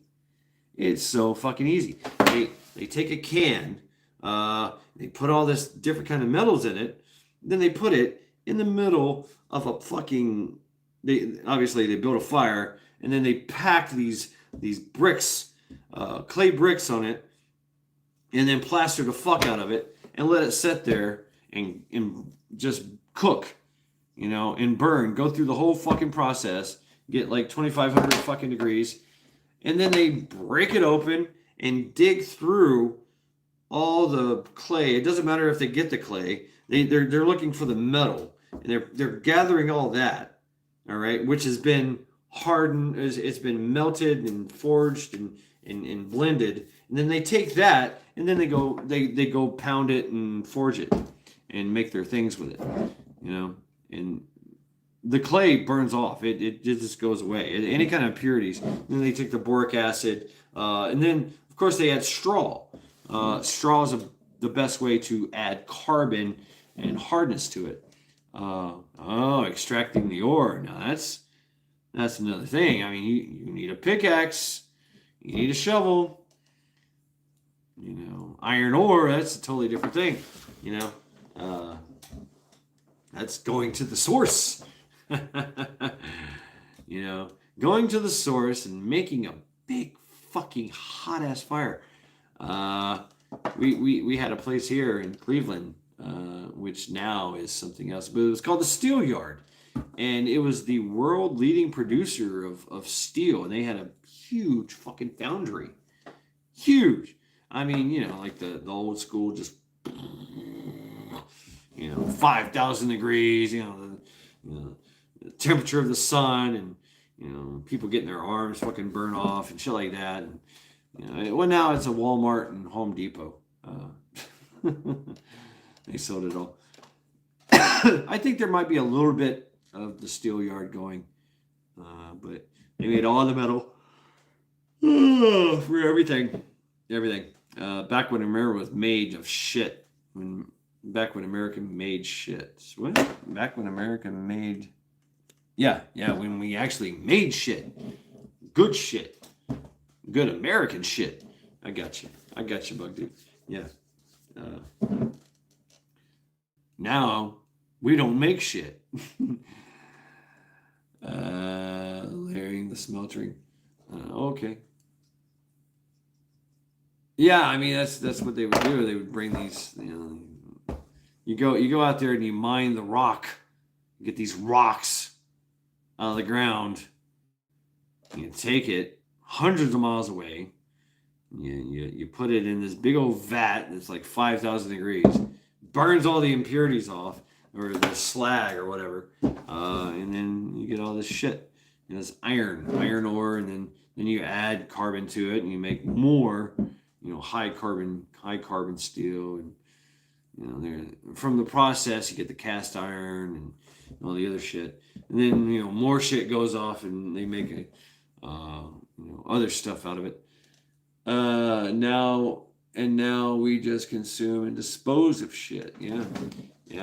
It's funny. Like a couple of years ago, we found out that China is buying all the recyclables, all of them, All of them. I mean, they're just like, give us all of it.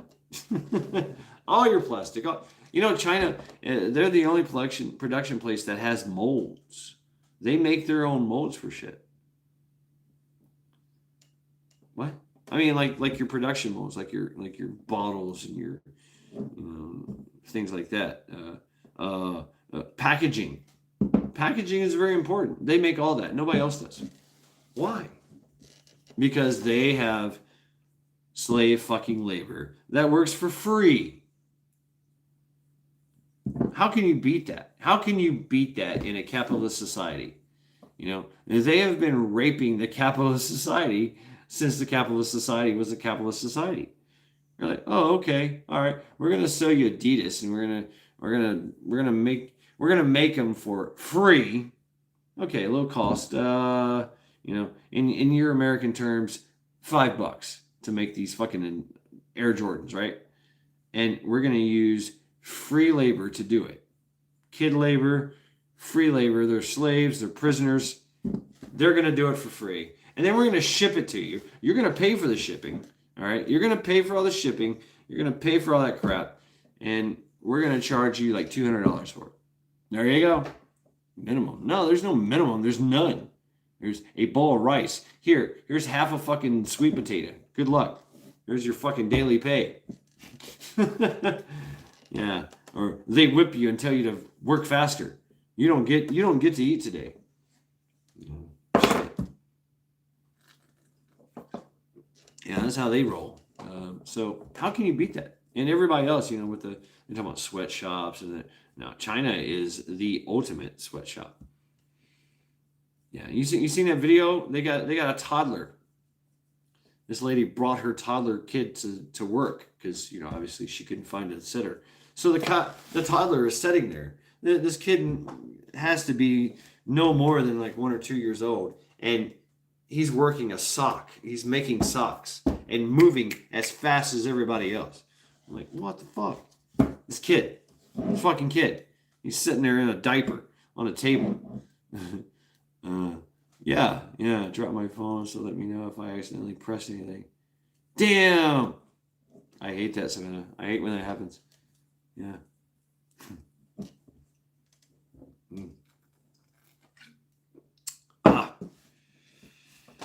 Oh, shit. Damn. 2 hours and 17 minutes. Still going. 10 of you guys. There's 10 of you guys in chat here. 17 likes. That's all I got. That's all I know. Any riots been going on? Nothing, right? You booted like 5 people, sis.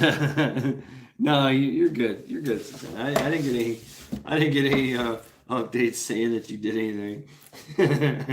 But that would be funny if you did. You're like, but there's nobody here that's not blue. So you can't knock off any blue. Only I can. But that would be funny if he's like, fuck you. Yeah. I think the only one that's not blue is Grace Martin, right? And we say that she's good, right? No riots as of yet. Yeah, exactly. Where the fuck are the riots? Yeah. I think that was I think what was in Kenosha was all of the blam in Quifa. That's it. That's all we got. And you think about it. You think about the Summer of Love. What was going on there? That was a year ago, right? So, all those motherfucking bitches, all those Karens, all those soy boys, they were like, what, in their 20s? If Grace is bad, I am wrong on me. All right, hey, if you vouch for it, Stuart, you've done me right so far. 2 code for riots. They're pansies. Yeah, and plus, they've moved on. The older you get, the more conservative and capitalist you get. That's the truth, brother. They're afraid to riot. Kaya's back on the streets. Yeah, right. Yeah. And that's another thing. Like I said before, Kyle, just one 17-year-old kid with the basic knowledge and training in firearms. Basic. I mean, that's it, And can you imagine? There's motherfuckers like me out there. There's super fucking vets, super squirrel shit people out there. I'm not saying I am, but like SEALs and fucking Green Berets and you know, SWAT team members, ex-SWAT team members, and their kids that they taught. I mean, there's competition shooters. Ozzy Osbourne's son is a fucking badass competition shooter. Badass. I mean, he can walk through a fucking crowd just putting boom, boom, boom, boom, boom, boom, boom. He can let it fly. Yeah, and like the rooftop Koreans. Yeah, Kenosha Kid, rooftop Koreans. Yeah, that's what we got going on.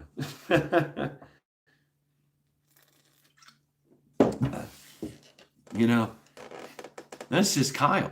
I was just a 17-year-old kid with basic understanding of firearms. That's all you get. That's all you've seen. That's all they've seen. That should scare the fuck out of them. That should scare the fuck out of them. There's so guess who teaches the military? We do. The civilian sector. Thunder Ranch. Go to Thunder Ranch. Go mess around with Clint. It does like this. I mean, that guy's a fucking legend. He's taught everybody, man, from the SEALs to the Green Berets, the Rangers, the Marines. I mean, everybody. It's it's crazy. It's crazy. How that's their problem. That's the problem that they can't get around. We are so good at war. We perfected the art. We perfected the art and turned it into a peaceful thing. To secure peace is to prepare for war. To prepare for war is to secure peace. So we have that on our, that's what we have. How can you come at us but any other way but war of attrition? Go for our food, go for our water, go for our bullets. Can't take our guns, but you can take our bullets. Well, that's okay. We can make more. Oh, well, we're going to try to pass laws. Well, fuck your laws. I don't care about your laws. We make the laws. It's not a law if you don't follow it. I don't care about your fucking laws. I'll circumvent that. I'll make my own bullets. So I mean, that's their perplexed nature, and people like France, people like Australia, they're showing Netherlands, yeah, exactly, Stuart, exactly, Moan, was it Moan Ebel?